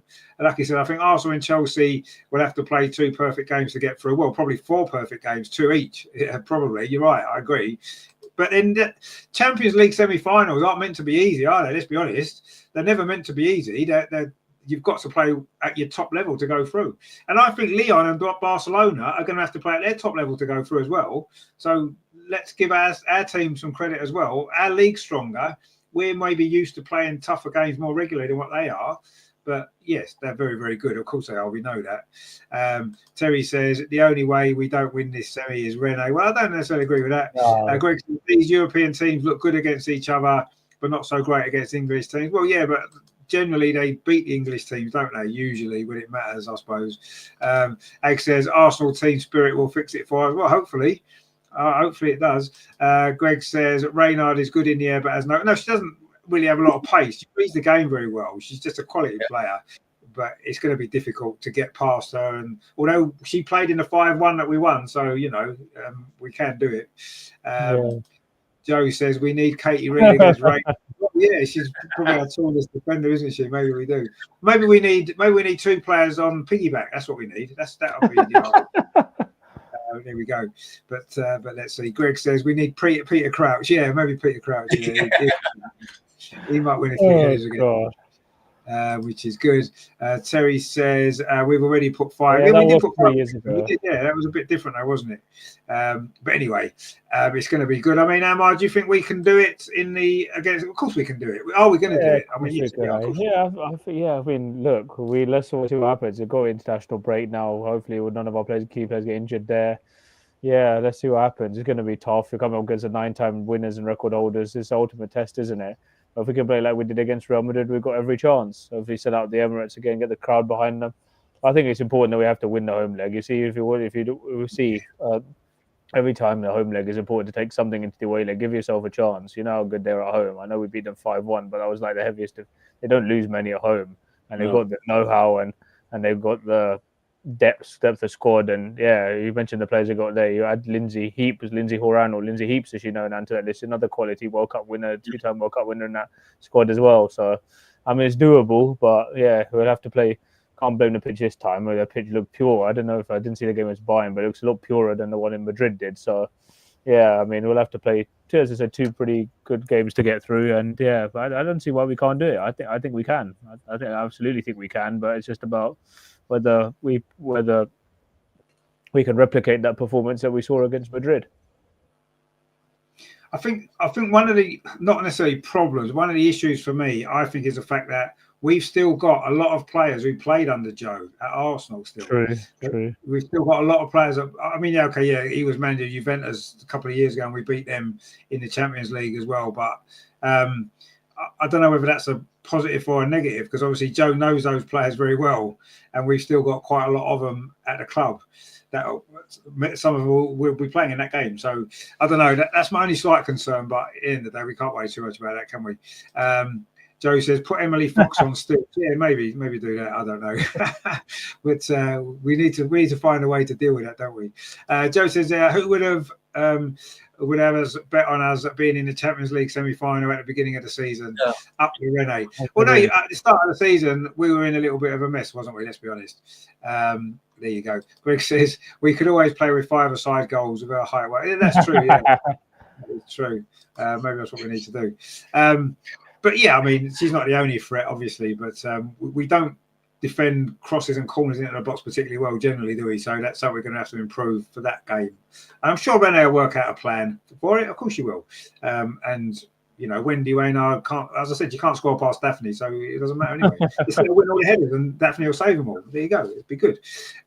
Anyway, that's going to be a good game. But it's a little few weeks off yet. We've got a few more games to squeeze in before, and of course, one this weekend. And it almost seems like an irrelevant game in some ways. We've had such a big week.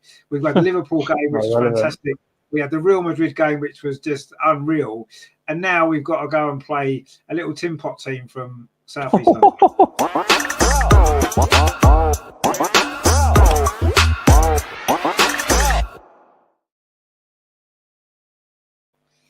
Now, of course, Crystal Palace are going to probably get relegated, go back to the Championship, and that's a shame because it's nice when teams can come up and stay up, but no, they're clearly not quite being able to adapt and haven't got the investment, of course. And, you know, the fact that this game's got to be played at the fantastic Gander Green Lane Stadium in Sutton is a kind of where we are still with the WSL. Again, we mentioned it before.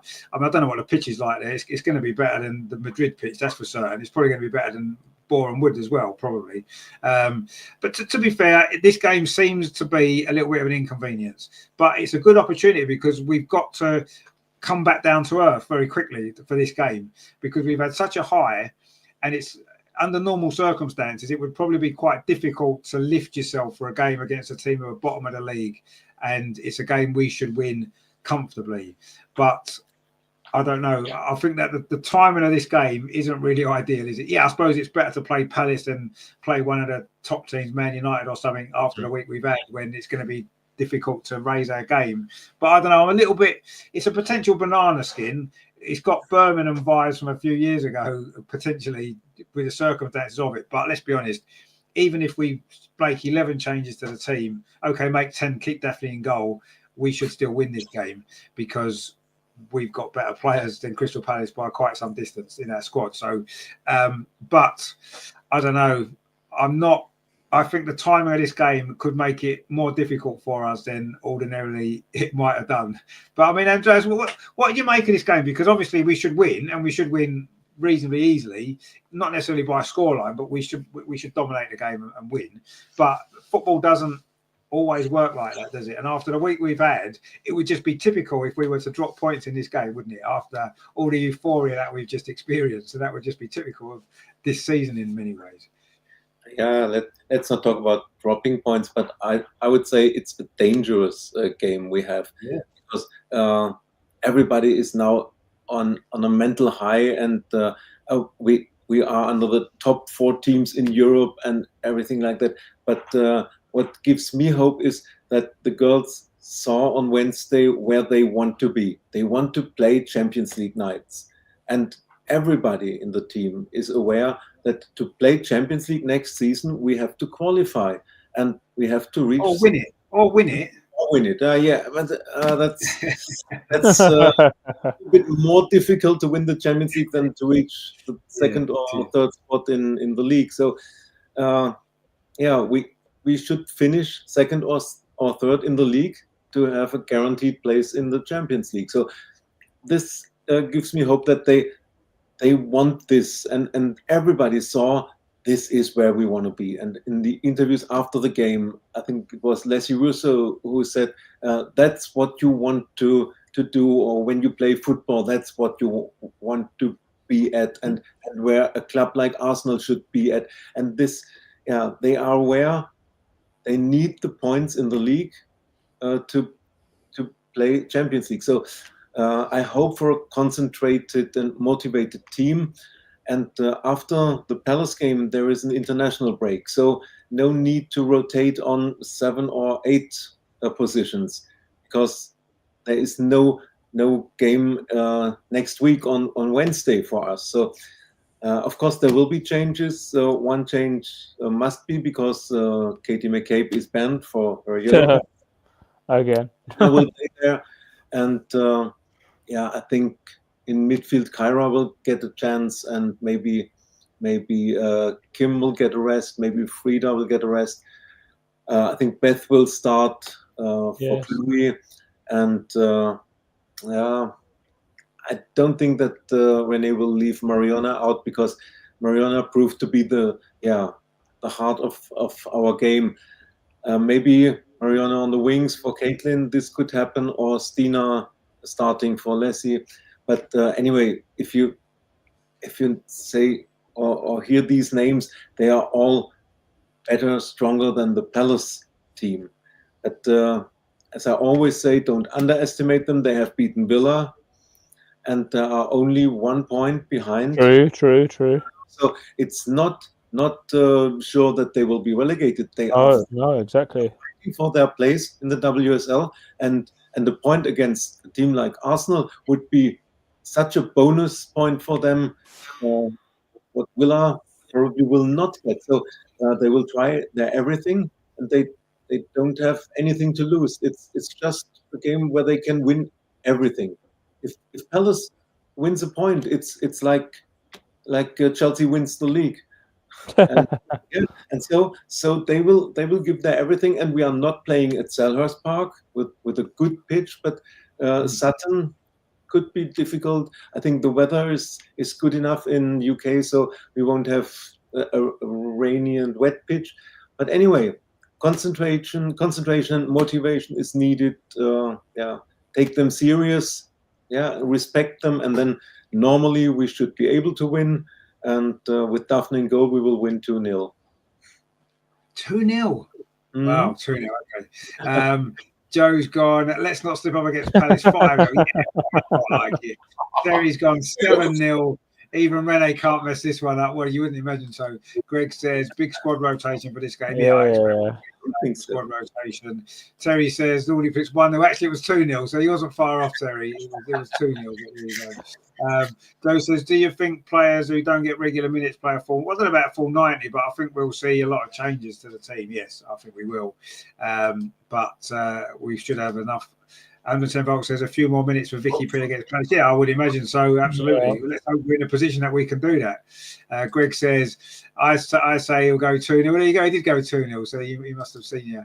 Ag says 4-0 for sure. Greg's going 6-0 with Sins in goals.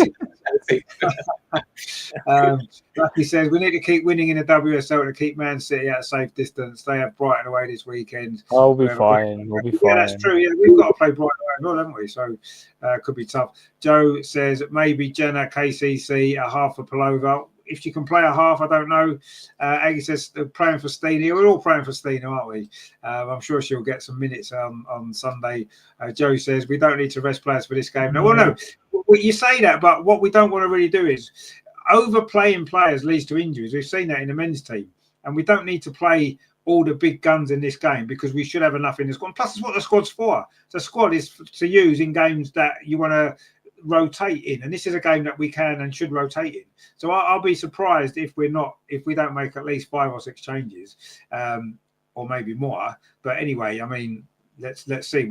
Whatever 11 we put out, we should have too much for Crystal Palace. Yes, they're fighting for their lives.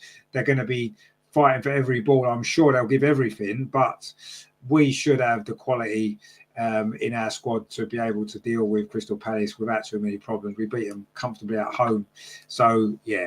But at the end of the day, a win is a win, and we just need to keep winning. As we said, we have to win every game, and we'll take a 1-0 or a 2-0 or a scrappy win. Doesn't matter. But the week we've had, I think we expect a bit more now. Lucky says we don't want these players going on international duty and getting injured. So annoying. Well, yeah, but it could happen. But they could get injured in training. Some of them do. John says we can rotate. Chelsea can swivel. Exactly. Yeah, we can rotate, and we will. I'm sure. Amar, what do you think about Crystal Palace? And obviously we're going to win, aren't we? We're going to probably win fairly easily. Do you think? Yeah, I mean, they've shown some new signs on the new manager since they sacked Denny. They've done well there. I think it's a Finnish manager, isn't he? Showed some promise. Been a bit unlucky at times this season. Yeah, we should beat them. They can't be underestimated. As I said, it's between them and Aston Villa to see who goes down. I mean, you see how Aston Villa are in free fall this season. The Crystal Palace are showing fight. They've been a bit unlucky. They only lost 1-0 recently in the Cup to Chelsea as well. They put up some fight against a bigger team. So, yeah, it won't be easy. I'm just thinking, why isn't that game being played at Selhurst Park? What's the reason for that? I don't know. Make it more difficult for Arsenal. I don't know. It's strange. I know. Crystal Palace men's team not playing there. They're playing away at Fulham in the FA Cup quarterfinals. That makes it even more strange. But anyway, yeah, okay, fine. I don't know what the pitch at Sutton is like. Hopefully, it'll be decent. Yeah, expect a few changes, maybe 5 or 6. Yeah, let's see what happens. Maybe they'll wrestle like some Leah and start Beth, and maybe start Jenna. Maybe give Rosa Kafaji a chance as well. We haven't even spoken about her. I mean, who signed her, but she's hardly got any minutes, so it'd be good to see her get some time as well, along with Stina and Leah Valti or 1 or 2 others. But yeah, I was going to go with 2-0 as well, but we'll see what happens. In that case, I'll probably say we'll win 3-0. Yeah, I mean, as long as we win, I suppose that's the main thing, isn't it? Like he says, they don't play at the main stadium because of money, too expensive to open. Well, it could be, yeah. I mean, Crystal Palace women, this isn't the normal stadium that they play in, is it? They normally play a different ground, and it's being played at Sutton. There's some reason why it's being played at Sutton. I don't think they normally play at Sutton. Is it? Do they not play at Cole Shorten or something? I'm not sure. Anyway, I don't think they normally play at this ground, but they are for this game. We're not sure why. But anyway, it doesn't matter. Wherever we play, we've got to deal with it, whether it's a terrible pitch, whether it's got terrible changing rooms, whatever it is, we've got to deal with it because that's what top teams have to do, and I'm sure we will. But yeah, I'm not sure why this game is. I mean, yeah, they don't generally play at Selhurst Park, the Crystal Palace women, so yeah, I'm not surprised it's not there. But I'm pretty sure this isn't their normal stadium. I read somewhere there was some reason why it was being played at Sutton, and I can't remember what it was now. Anyway, Joey says it does seem like we're scared to give Rosa too many minutes. Illustrate out front. Well, see, I don't know about out front. She came on out front the other day, didn't she? There we go. But yes, John says there can't be as bad as the Real Madrid pitch. Absolutely, well, it won't be. No, it'll be much better than that pitch. I've played on better pitches than the Real Madrid pitch.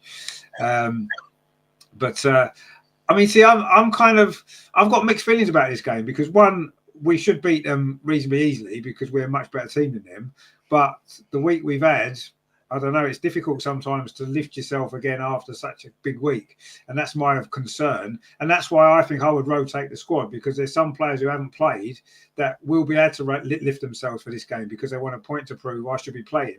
I'd need more minutes. So I would be tempted to play.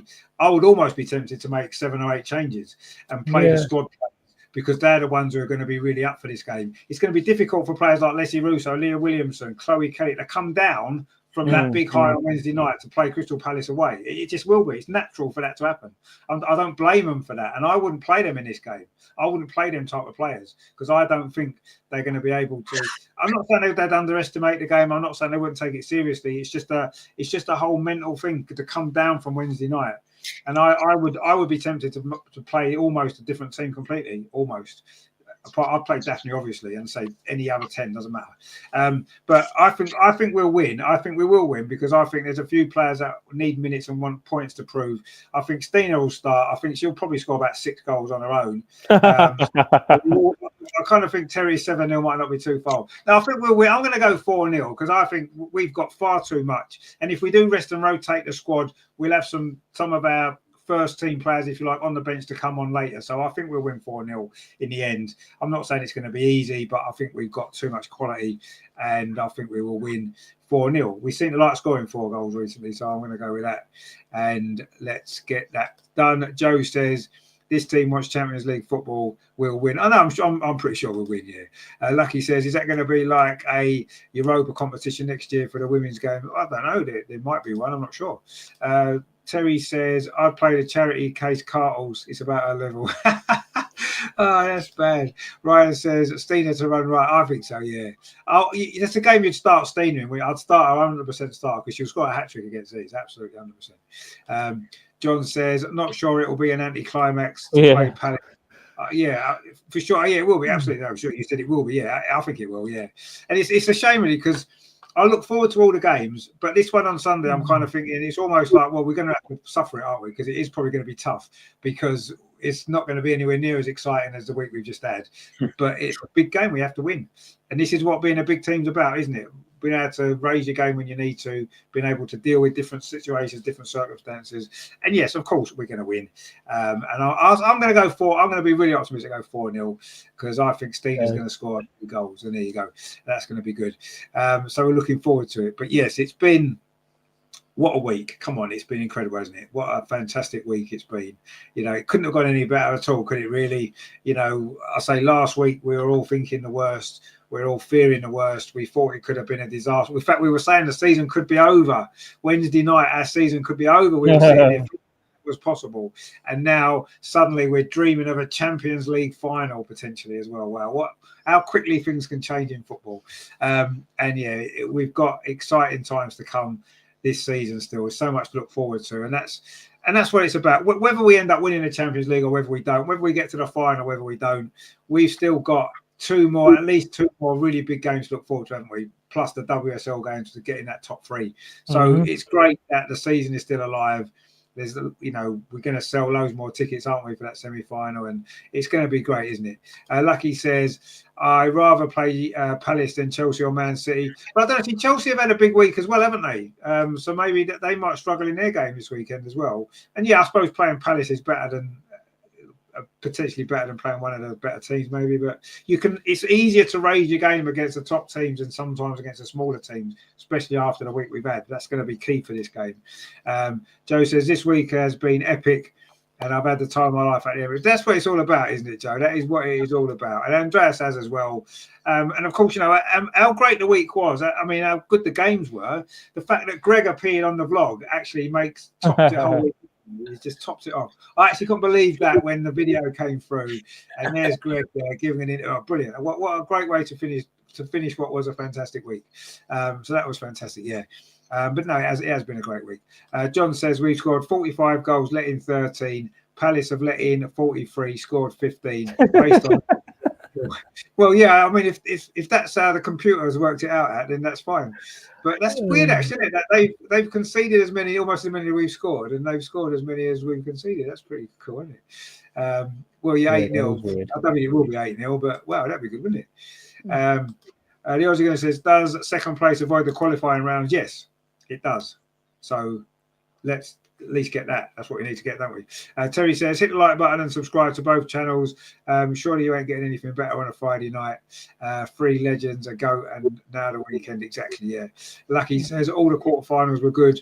Yeah, they were, yeah. I mean, I watched bits and pieces of them, yeah. I watched a bit of the Chelsea game, hoping I was going to lose, but there you go. It's obvious they wouldn't.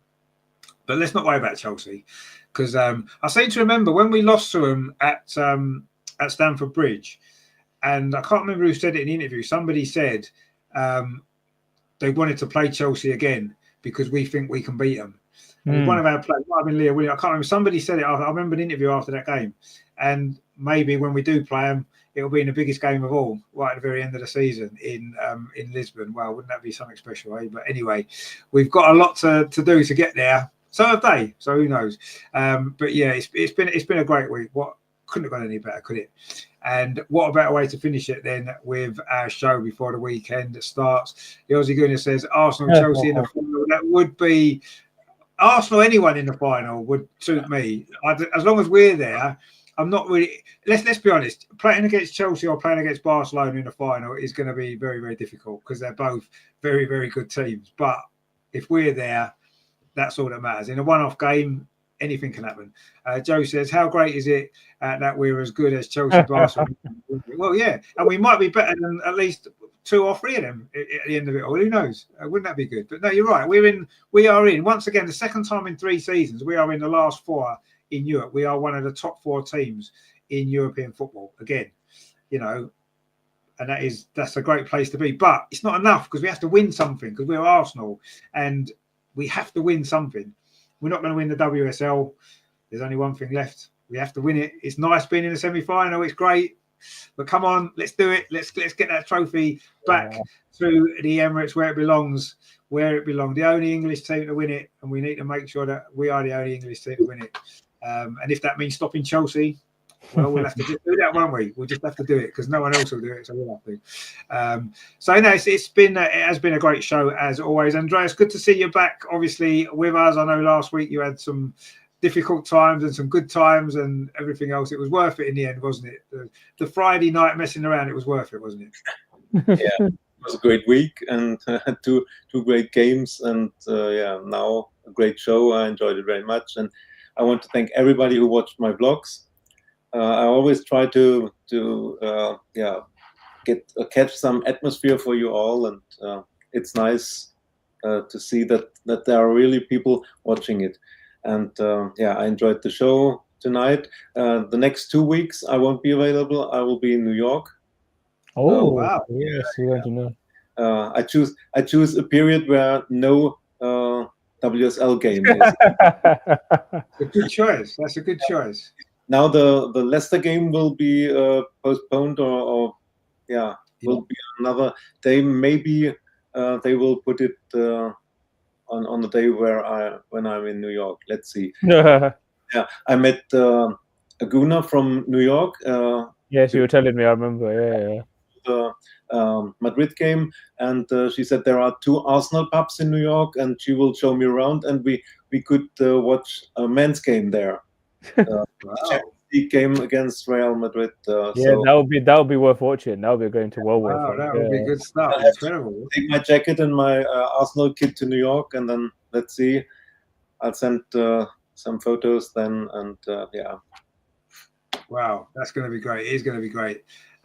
So yes, if you haven't watched the vlog, actually, you have to watch the vlog. And I need to watch the game and the Madrid one, but you certainly need to watch the Madrid one just for the special guest appearance that there is. But it was a great vlog. Greg says, great show, great start to the weekend. Thanks to a great panel. I want to say thank you very much for joining us. Joe says, Lordy, your vlog was fab. It was amazing. It was actually amazing, as they always are. As they always are, and it is nice, isn't it? That it gives everyone an opportunity to sample what it's like, what the game was like, what the atmosphere was like, and all that kind of stuff. And it's great. And you even get Andreas singing North London Forever as well, which is every week, which we love. So that's good. It's worth it just for that on its own as well. Gunnosaurus is in it. Come on, Greg's in it. What more do you want? I mean, Godzilla's in it. If you've got 10 minutes free of your time, or a bit more than 10 minutes, maybe 12 minutes, whatever it is, get yourself a cup of tea Go and sit down after this show and watch that vlog, and you will not regret it. It is amazing. And watch the one as well where you're at it, and watch all of them that he's done because they're brilliant. But yeah, it's worth it, definitely. Lucky says, thank you guys, love the show. No, thank you very much for joining us. Thanks for your comments as well. Terry says, Greg the GOAT, Joe and Aggie and all in the chat. A great weekend. See you all on Sunday. Yeah, we'll be here on Sunday. Of course we will for the game. John says, thanks guys. Thanks you guys as well. Upmed Rene says, Joe. I'm assuming that's the opposite of the other thing that Terry always says. But anyway, am I as well? Have you enjoyed the show? Obviously, you've enjoyed the week. Of course you have. Yeah, it's been good. I've been back from a holiday. It was great. Yeah, no pubs there were showing any with the game, but it was good to watch. Good to follow the games also going on. Yeah, let's see now. The women have had their time whilst the men have been away. Now let's see the men can build off that momentum and take them into their Champions League tie against Real Madrid and finish the season strongly with at least having one or two key players back. So yeah, hopefully it'll be a good end to season for both teams. And yeah, now we look forward to the international break before that big Champions League tie against Lyon. So a few weeks off, but hope everyone is still excited about. I know we said that maybe not so much about the men, but now it's their turn, and hopefully we'll continue. Both of our teams can have success come the end of the season. Yeah, I'm really looking forward to the Arsenal men playing in the FA Cup actually this weekend because that's going to be good, isn't it? Oh no, they got knocked out, didn't they? Because they're rubbish. That was right. I forgot about that. Real Madrid, though. Let's see. We've still got to play Real Madrid. We'll see. Well, yeah, we're sure we're bound to beat Real Madrid, aren't we? We're bound to. We're just bound to. Let's see. Terry says we'll never forgive Lordy for singing. No, it was great. It's the highlight of the videos. It's a highlight every single week. We love it.